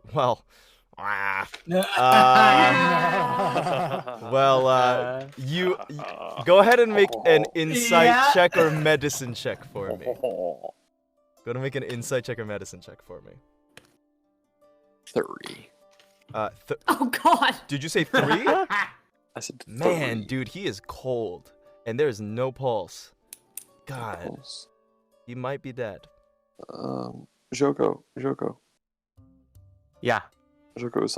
is he okay? Can you check him? I don't know. And then Joker's gonna walk over and kick him in the ribs. Wake up! Poe, roll a d20 for me. 6. Boom, slams over, and he flops on his side, his face kind of pushed against the floor of the forest. He ain't awake. Poe! And then Emran's gonna run over with the stew she's been making, and she's gonna throw it off. You're gonna throw the stew on him? Yeah, there's a bowl in You're gonna hand, throw just in a the- freak out. Okay, sounds good. Poe, you can roll another d20 for me. 17. The soup splashes in your face, and Poe, you feel like you've been falling for all of time. You cannot count how many hours it's been since you started sinking. And you finally wake up from the nightmare. Oh, you're okay? Oh, that's good. Oh. Yes, breathe. Just having a bad dream. Yeah, you okay? I mean, shit, we couldn't wake the dead. Huh. I don't. And I Artie think I don't even realizes hear now them. That's probably why he didn't have a pulse. I'm just looking around to make sure I'm here. I'm not even listening. You are. Their voices are coming in like a wash of noise. You're so panicked and freaked out. And you look around. You were starting to get into despair. You were starting to think you would never wake up. Like that was what was going to happen to you for the rest of time. And then you finally woke up, and you see the forest around you and the plants. You can smell stew, and your skin feels hot. And there's like a potato currently dripping down your temple. You're here. I'm gonna go run over and get pour the same bowl and then like bring it up with like the fashion spoon or whatever it is that I have, and just like lift it towards his mouth. I'm gonna shove past that and just like grab Emran's body to make sure she's real, and then like just not even hug, just like grab, I guess, just forcefully Lola, Yeah. I'm your sister. grab. You're like grabbing her biceps and her forearms. It's flesh. It's there. It's definitely there. Not an illusion. Emran, Yeah. you can see me. Yes, dummy, I can see you, and I'm gonna like whack him on the forehead with the spoon. Ah, okay, yeah, you can see me. Yeah. Here, Okay. you want some soup? Okay. Not right now. No, eat it. It'll make you strong. Okay. I just opened And my I'm gonna mouth. spoon. Yeah, I'm just gonna spoon feed Force. Okay, sounds good. You do so. Tastes pretty good. You'll get a D4 of inspiration. Whoever wants to keep eating it. I'll eat some, but it won't be any of his face stew. I hope not. I'll take some I from hope the not. pot. Yeah, tastes pretty good. Tastes pretty decent. Fuck. God. Kid. Oh no. Gav? No. Oh no, the two of them are robots again. Oh, robot. Yup. Robot. Ah. Yeah, the two of them. All right, but yeah, Joko and Emran, you guys, anyone who does want to eat of this stew, you all can have a D4 of inspiration. Then I will eat of it Sounds like good. I'm in a Bible verse. Sounds good.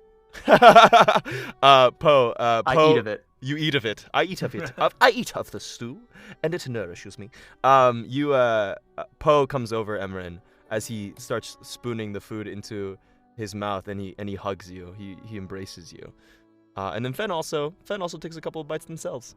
Starts eating. It's pretty delicious. And you all have the morning to yourselves. The mist is still there, less dense than it was the day before, as the swamp and the various degrees of tree life is kind of stretching over you, making like a makeshift canopy or umbrella, making things, a little bit easier for you all to like kind of eat without getting too hot. And honestly, as you guys are reflecting, it looks relatively beautiful. The clearing Daniel? in the distance. Yeah, what's up? Do we still feel decrepit? The not you, but Joko, Artie, and Poe, they no longer feel like their skin is like paper thin. That was a while ago though. What do you mean by decrepit? That didn't affect me? No, When it happened? you weren't within 30 feet. That was just Joko, Artie, and Poe. Oh, I thought that it affected me. There was a whole thing I was thinking, but that is fine. Nope, you're good. All right. Cool. Yeah, of course I embrace Poe back, and Also, Joko, you do have the 4 plus. Oh, the arrows you already gave those to Poe. Sounds good. Yeah, I gave this to Poe. Dope. All right. I think we're back, by the way. Oh, you guys are Wonder back. Woman. Yeah. Oh, there we go. You guys are crystal Oh, clear. Hell yeah. Hello. Crystal clear. Hello. All right. You guys are like clear blue water. One more thing before we head off for the day. Mm-hmm. Once Poe like sort of gathers himself again, Check he's the time. gonna I was like, oh, we're done. he's gonna walk over to Emran Mhm. and say, with a lot of anger in his voice, Emran, I need the bow.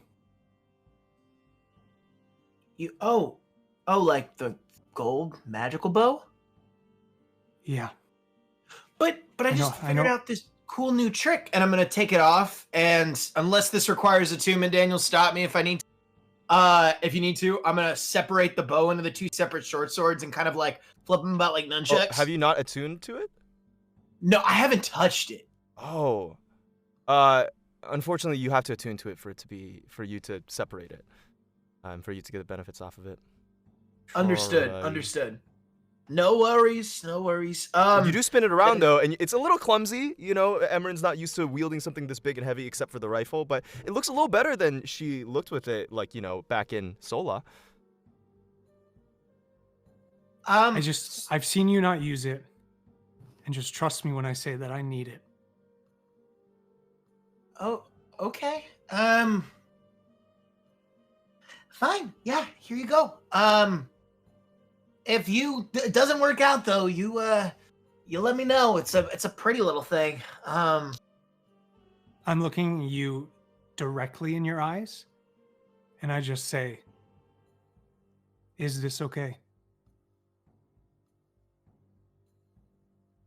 Yeah, it's okay. And I take the bow, Mhm. and I thank Emran with sort of my mannerisms, I guess, Mhm. and I walk away. All right. The bow, as you look at it, it's beautiful, Emran, you haven't gotten used to it over the last couple days. It was awesome. It was really rad.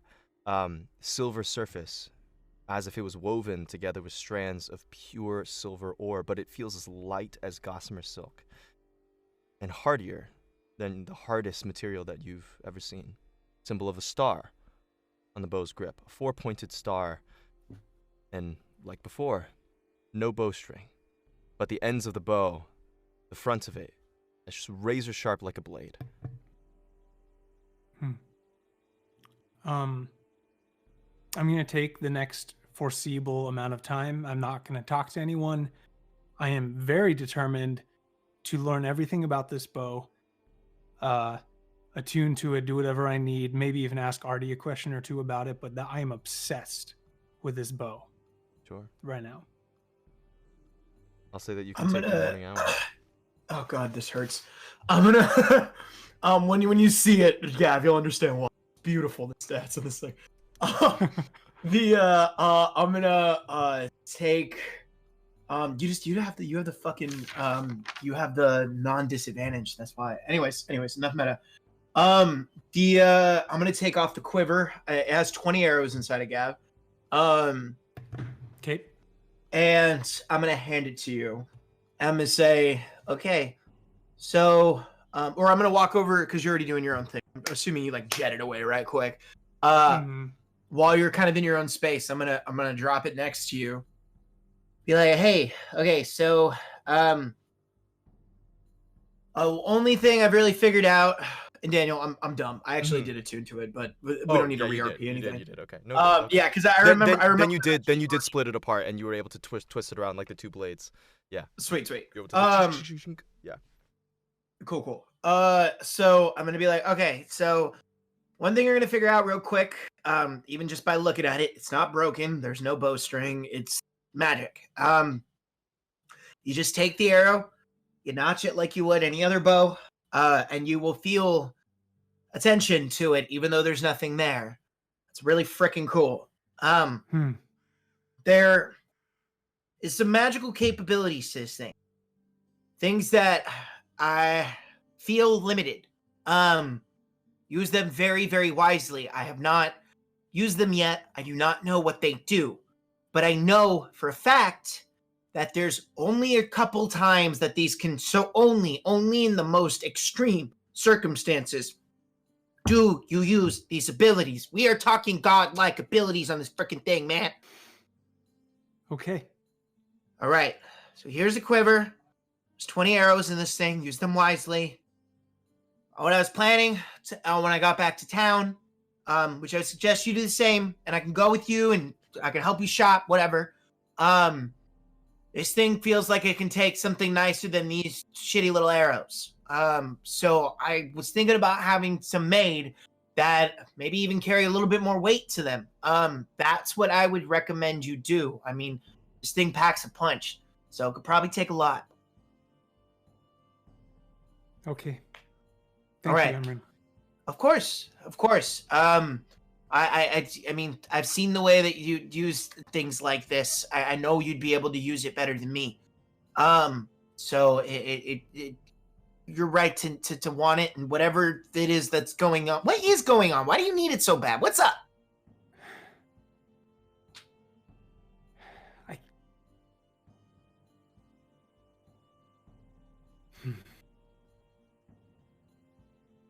Yes? Yeah. I know what I need to do.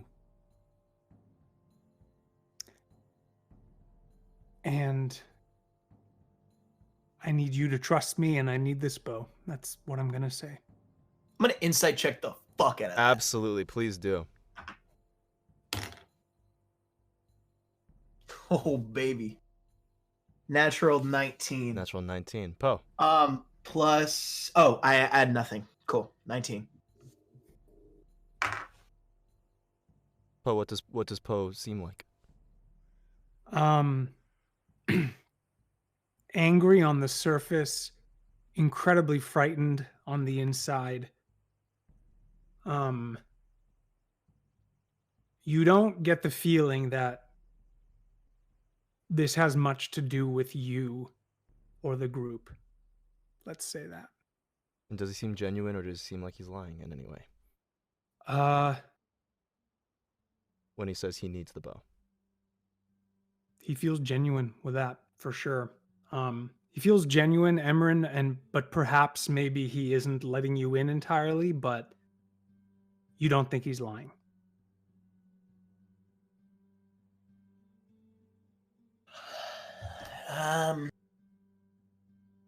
All right. Okay, I trust you, Poe. You know that. If there's something else going on, I expect that you'll tell me when the time is right. Can I trust you for that? Don't blindside me with shit. Yeah, you can trust me. This is All right. a good thing. I'm gonna spit on my hand and offer it out for a shake. I spit on mine and reach it out as well. Okay, so we're agreed. We can have our secrets, but I don't want. We're letting people in. We're letting each other at least in before things come out of left field. Yeah, you'll be the Okay. first to know. And Emran? Mm-hmm. I put a finger to my cheek and then stick it in my mouth. This stew is really good. Right? I found some really the- dope little berries out in the forest. Yeah, And you so, threw some lavender in. It was so nice. It's like sweet Yeah. but savory. I'm glad you like it. Yeah, it's really good. It's maybe top 5 for me, I gotta say. Oh, hell yeah. Just random stew top 5. I'm into it. And I All right. walk away. You take the hour, and I you are walk- now attuned. Yeah, I walk away from you, I guess I would say, Sounds because you're good. kind of like in your zone. Yeah. And just like Emran did, when you first attuned to this, you feel the essence of the bow and kind of understand the capabilities of what it can do. And like it did with Flame Tongue, Emran, to you, it seems to whisper out its name to you, Poe. That the name of this bow is Fail Not. Holy crap, I just... Parallels! Sorry.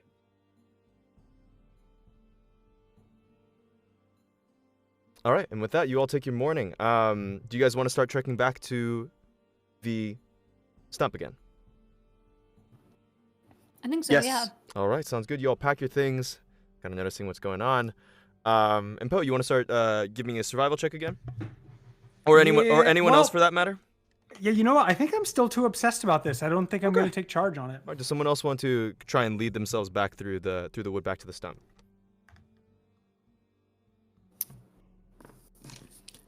I can do it. Okay. Oh no, go ahead, Artie, please. Oh no. Oh yeah. 14. 14, decent enough. You're less experienced at it, Artie, but having come this way before with the group, it's a little bit easier to track your way back. You kind of follow the clearing of the broken up trees until you get towards the ends of the clearing.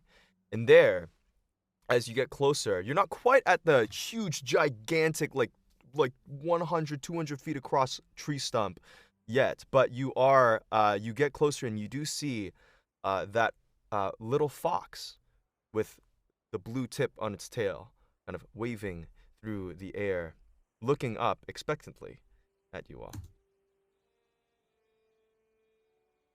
As it does so, it lets out a yell, and it vanishes behind a tree, and then out from behind the tree, you see a woman. Very, very pale, white skin with, like, very interesting, like, makeup on.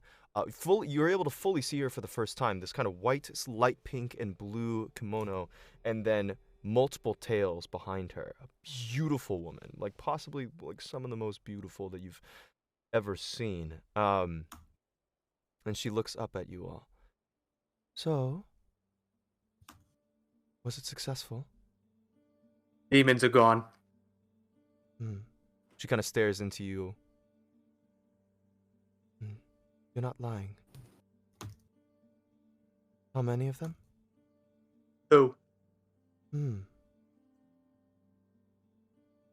Gives you a knowing look and kind of searches over you all. And there may be hope for this forest yet. Come with me. And she turns around and starts stepping lightly and runs through the grass at a particularly fast rate. Back in the direction of the stump. And then Joko's gonna start jogging. Chink, chink, chink, chink, chink. You all begin jogging. She seems to slow down after a bit, kind of leaping forward and making sure you're behind, but she's almost always like 3 or 4 paces ahead of all of you, as if this was like an easy walk or jaunt for her. As she does so, she brings you all closer to the stump, and you see the meadow and the clearing open up once again as you all see yourselves in front of the gigantic tree that you had seen before. The gigantic stump, the roots, like maybe 5 feet thick or greater, like wrapping around each other and the grass and the ground in this huge, massive meadow-like clearing that makes space for you all as you all begin to see the stump. And as she gets closer, she lets out a couple of from her mouth. As she does so, several other foxes appear out of the trees and all turn around and turn into these women, these beautiful women. It's not quite representative. It's like 100 feet across, but Pretty close. if I got it any bigger, it would be like blurry and stuff. But as you did so, you see them all kind of stepping out of the shadows of the trees towards you all, and the one who's leading you all looks up. I'm sure you could tell, but we are all guardians of this forest. But not just guardians and caretakers, but we guard the way to another realm. You said you were here to fight the demons? Yes? In a way. Yeah. She's gonna stare at you. Eyes narrow a little bit.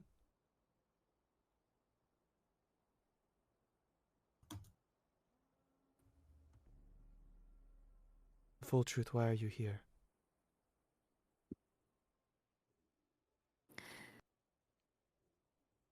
Well, like you, we're trying to preserve life. Not just in this forest, but on this plane. And like we said before, we're not here to try to entrench you into a war that you have nothing to do with and that you don't care about. That's not our intention. But we heard about the demons in this forest, and we thought, well, if we come in here and we start fighting them and trying to destroy them, maybe we would come across other people who are committed to ridding this plane of evil. You see, the battle that we're involved in, it's not just a war for money or resources or power or land. There is a group of people who seem You told set. us this before. Okay, well, then that's why we're here. We're looking for people that might want to help us. But actually, I have a question too. Do you know where I can find a place called Sanctuary? They'll look at each other. We do. If you I'd think really yourselves truly people that we should trust, that we should allow into our forest, each of you bring an offering of nature to the stump. Emerald's just gonna fucking stuff. Okay, look. Usually, Yes, Joker's the I one want that... to interrupt Emran before she starts talking. Yes, we will all bring an offering forward. Right. She steps back and lets you all have a Great. pathway to the stump.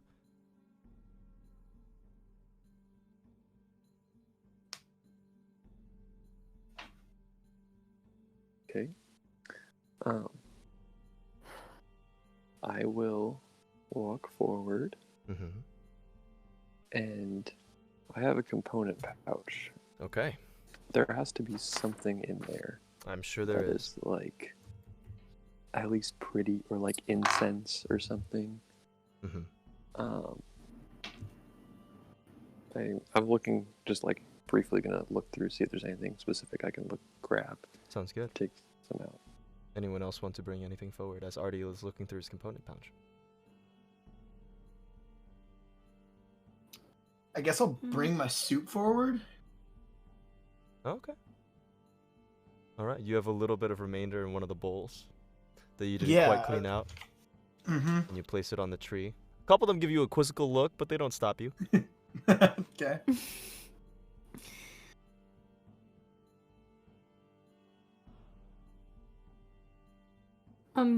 Fen is gonna bring their water skin that still has some of the water from the spring in it, and place that. All right. You place that on the stump.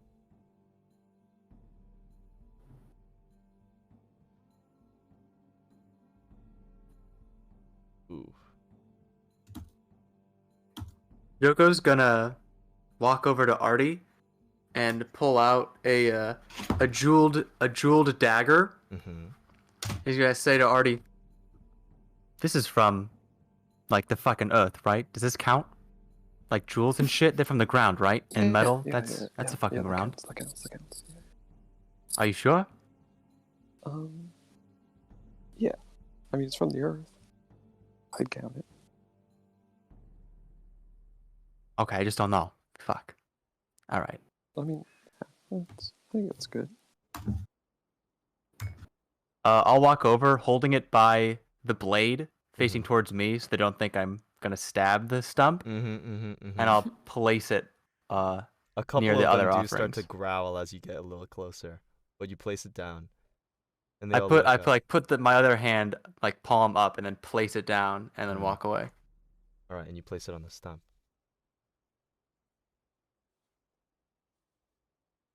And Artie?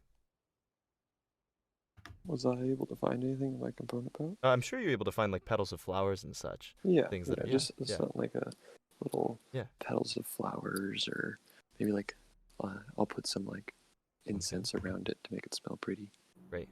I'll like even make a little magical like rune around all our stuff, since I've made runes my whole life. I'm sure I can, not to cast anything or anything, but just like to make it have more of a appealing than just items in a circle. You got it. And then Snow steps forward. And she kind of like looks guiltily, and then like reaches into like a small pouch where you see her picking up a bunch of things. You see like one looks to be like a mushroom from this forest. One of them looks to be like one of those weird looking plants from back when you guys were by Alucard's castle. Another one is like some like a little flower that looks like that she picked from Sola with like a little bit of sakura blossoms. And she's like, I don't want anyone to know I pick souvenirs, okay? No one judge me. And she kind of sets a couple of them out onto the stump. Poe? Yeah. Poe pulls out a pretty large gold coin. And Poe's background is sailor, and with it you get a gold coin minted in an unknown land. And I've had this thing forever, so I'm gonna toss this coin in my hand and then put it with everything else. They look at you and they start to hiss a little bit. It is, I assumed gold comes from the earth? It's not the gold, it's your smell. Ah. I step back. Hey, Joko, would you put this down for me? Sure.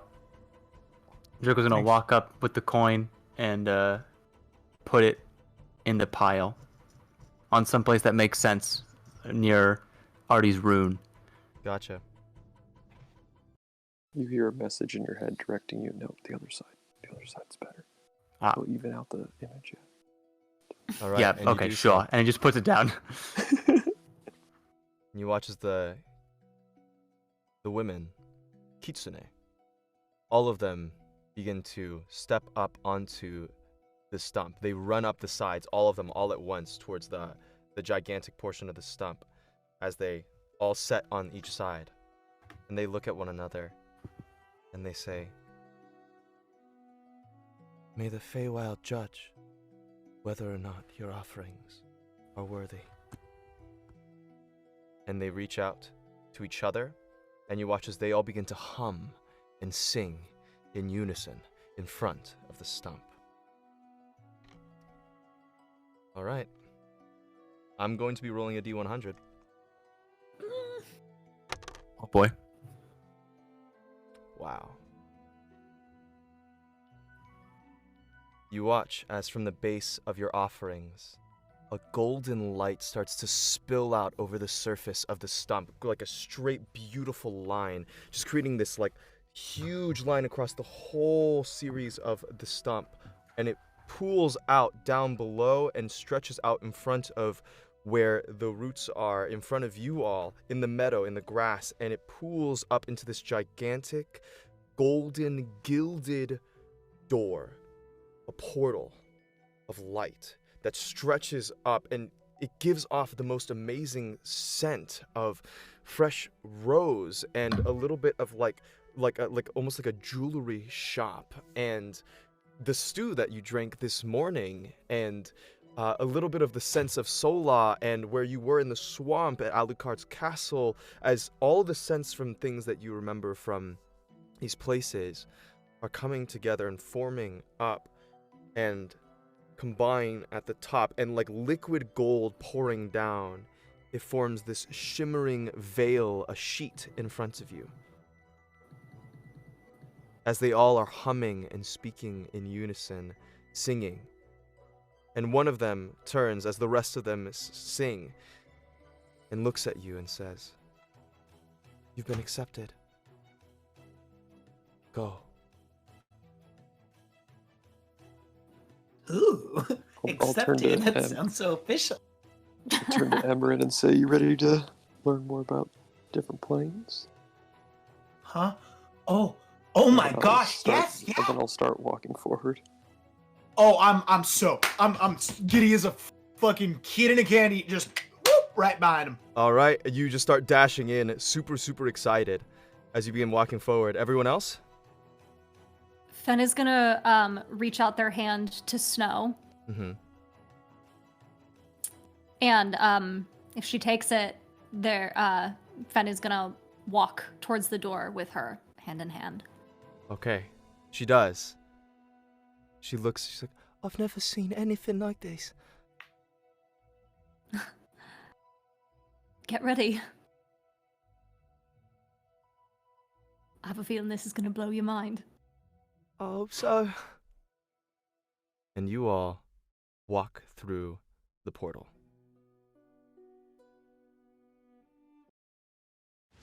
Oh, that's the wrong playlist, shit. And roll initiative. Hey, welcome back to Stop Time and Roll. We meet Kermit? Was that who we just heard? Oh. As That's you the all wrong walk playlist. through the portal, you step out. First of all, you feel this rush and this. It's almost like you didn't even take a step further than you meant to. It's different than when Artie teleports you all, or when you were all thrown into the astral sea. It's like you just took a step, and suddenly everything changed. And as you all step out of the gilded portal, swirling with both magical and strange fey energies, the humming and the singing of the kitsune slowly fading behind you, your feet find soft ground. You step into the temperate air, and immediately you are struck by the vibrant purples, blues, and gold streaks of light that mark the end of a sunset painted across the sky. There's the constant rhythmic hum of bird chirps, whirring bugs, and wildlife that permeates the air, and just below the sky, miles of treetops with autumnal colors sending cascades of leaves and spiraling swirls of color that make the whole scene look like an impossibly beautiful artist's rendition of the natural world. The ground and light level itself are somewhat dim, as if in perpetual dusk, with the exception of these countless little globules of light that seem to flit about lazily, bobbing up and down around the space. But all of this beauty and splendor pales in comparison to the gargantuan shape in front of you. 2 seconds ago, you saw a stump of a great tree, and yet here, before you, there is an even greater, white-barked tree, thousands of feet high, stretching and soaring into the sky with great branches spreading across the sky as to embrace the sunset colors above. There are houses embedded inside and across the surface of the tree, but not built into it like any normal structure. It is as if the tree molded its knots, branches, and leaves to become dwellings for people. And you see so many people. Elves, to be more precise, high-browed, of various sizes and shapes, all sporting pointy ears, and a vast majority of them as vibrant as your friend Fen and the atmosphere around you. You all stand in the midst of this colorful scene and this tree city. What do you do? A question for atmosphere. Does the gravity feel any different? No, not at all. Not at all. Okay. Oh my god. Oh. Wow. Wow. I guess. Welcome home, Finn. Artie, what is this place? I'm assuming it's. You should be asking Finn. Welcome to the Feywild. The Feywild. Fen is beaming, like their face is lit up with joy in a way that you have probably never seen before. They almost look like a different person. Their temperament is like so different from their normal, like semi-stoic self. Then, Welcome. you don't remember all of the sights and the sounds, but it feels like a long-lost dream that you just remembered. And your whole body seems to take a breath of relaxation as you step here.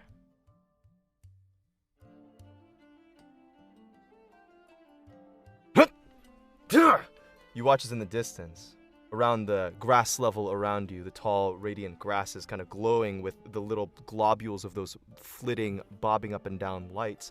You see a group of those Eladrin, all currently around a bunch of training dummies, and several of them, like, seemingly talking and gathered in a meeting. Maybe 60 feet from where you are now. You see a bunch of small Eladrin children running around the forest, kind of stepping in, some of them trying to catch those little globules of light. You see activity, little specks of people high up in the tree branches walking around on these bridges and staircases made out of the tree's own wood as if the tree made them. And you can barely see their shapes and their sizes all the way up there. Birds flitting around and chirping. Everything just so filled with life. Daniel, as we look around, do we see anybody that is not an Eladrin? A couple of elves, a couple of regular elves, but seemingly none non-elvish.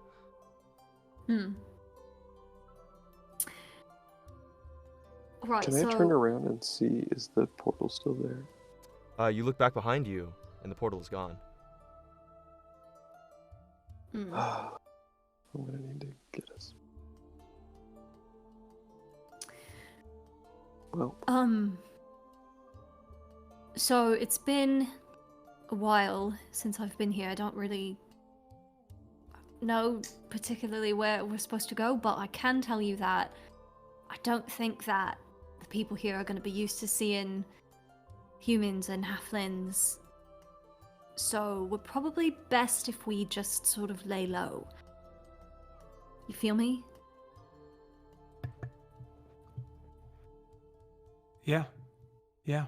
Out of the tree branches, you hear a... And you watch as the heads of the Eladrin gathered around the training dummies all of a sudden snap toward where you all, and a couple of them suddenly look concerned.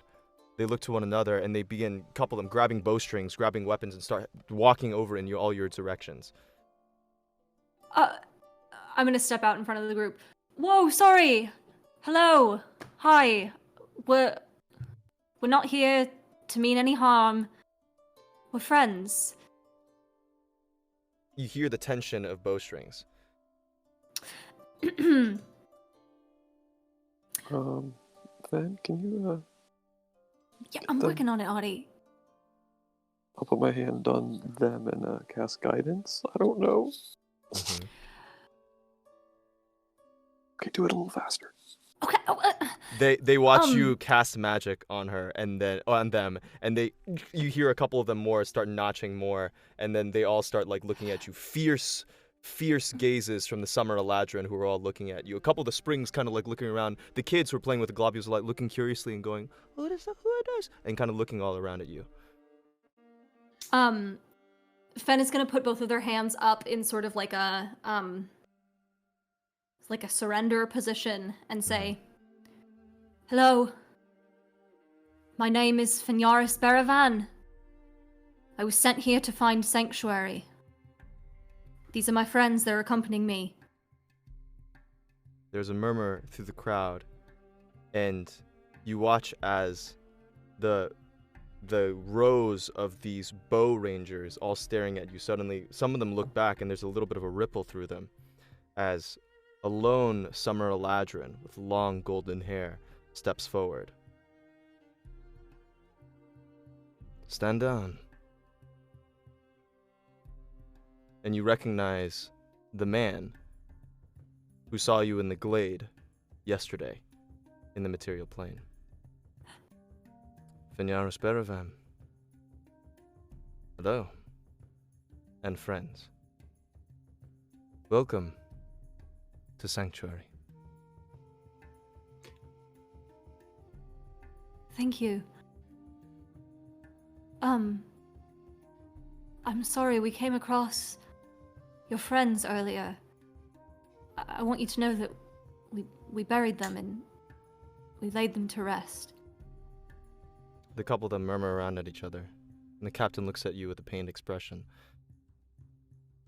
Thank you. You didn't have to do that, but we appreciate that very much. We had to continue running from another one of those demons. We were unfortunately not able to take that one down. And we lost many lives doing so. I understand. Did you find the one that you were looking for? We did. Yeah, we defeated it. He gives a big sigh. All right. Maybe we could use your help. And you hear a commotion now going on as a couple of voices start murmuring up, and there is someone that seems to be like walking their way towards you. Taller than the rest of them by far, maybe 2 times the height of the rest of the Eladrin, a woman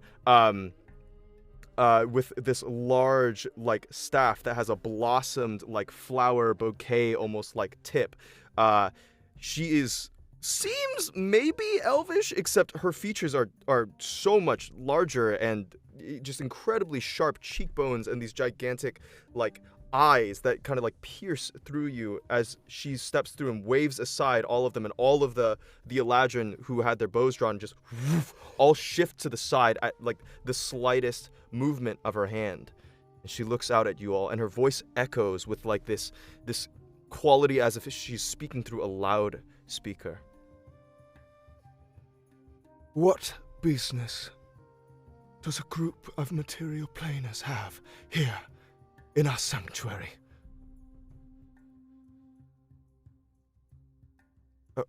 Lady Alanastra, please. These are people we found. Silence, Captain. I am speaking now. You, the Eladrin who announced your name, who does not know our borders or our city. What is your name? Fenyaris Theravan.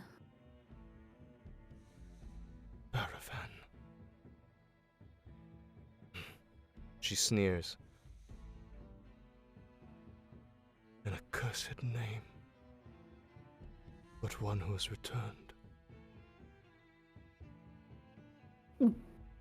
You are to be watched at all times by the captain and by Corellin's rangers.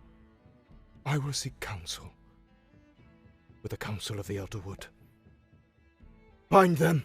She waves her hand again, and you watch as the grasses around you all wrap up around you and begin to like seize your arms and your legs, all of you, without being able to even have a throw to like be able to avoid it. It just wraps all around you and starts to like bind you in place. As the captain starts protesting. Can I use? Is it too quick for even Emerin, or could she get a reaction? Make a dexterity check. Thank you.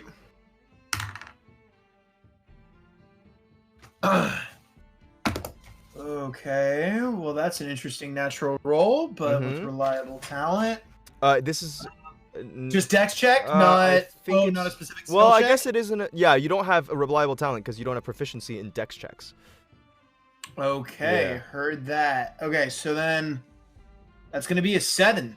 It's gonna be a 7. You're unfortunately not able to get it in time as you try to move, but the grasses almost moved at like light speed. It's like they weren't there, and all of a sudden they like appeared and wrapped around you. Whoever this woman is, she is insanely powerful, and it all binds you all at once as you all begin like standing up to protest, and she like gliding out almost. Her footsteps so like light and airy, she begins to move straight towards and begins to fly up towards the highest tops of the tree, going and going. And as you all protest, the captain looks at you with a somber expression.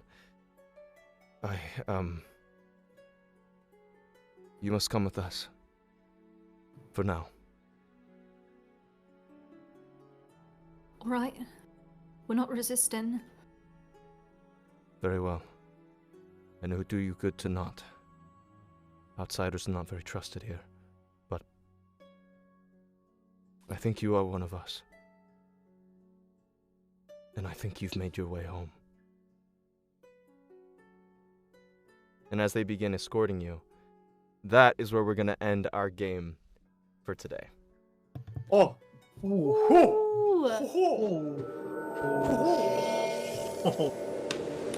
All right, well, thanks so much, everyone, for joining us. This was a really fun game, a really, really good time. So I hope you all had a really good time joining us. Thank you so much to everyone who has been following, who's been continuing to watch week after week. We appreciate you guys' support so, so much.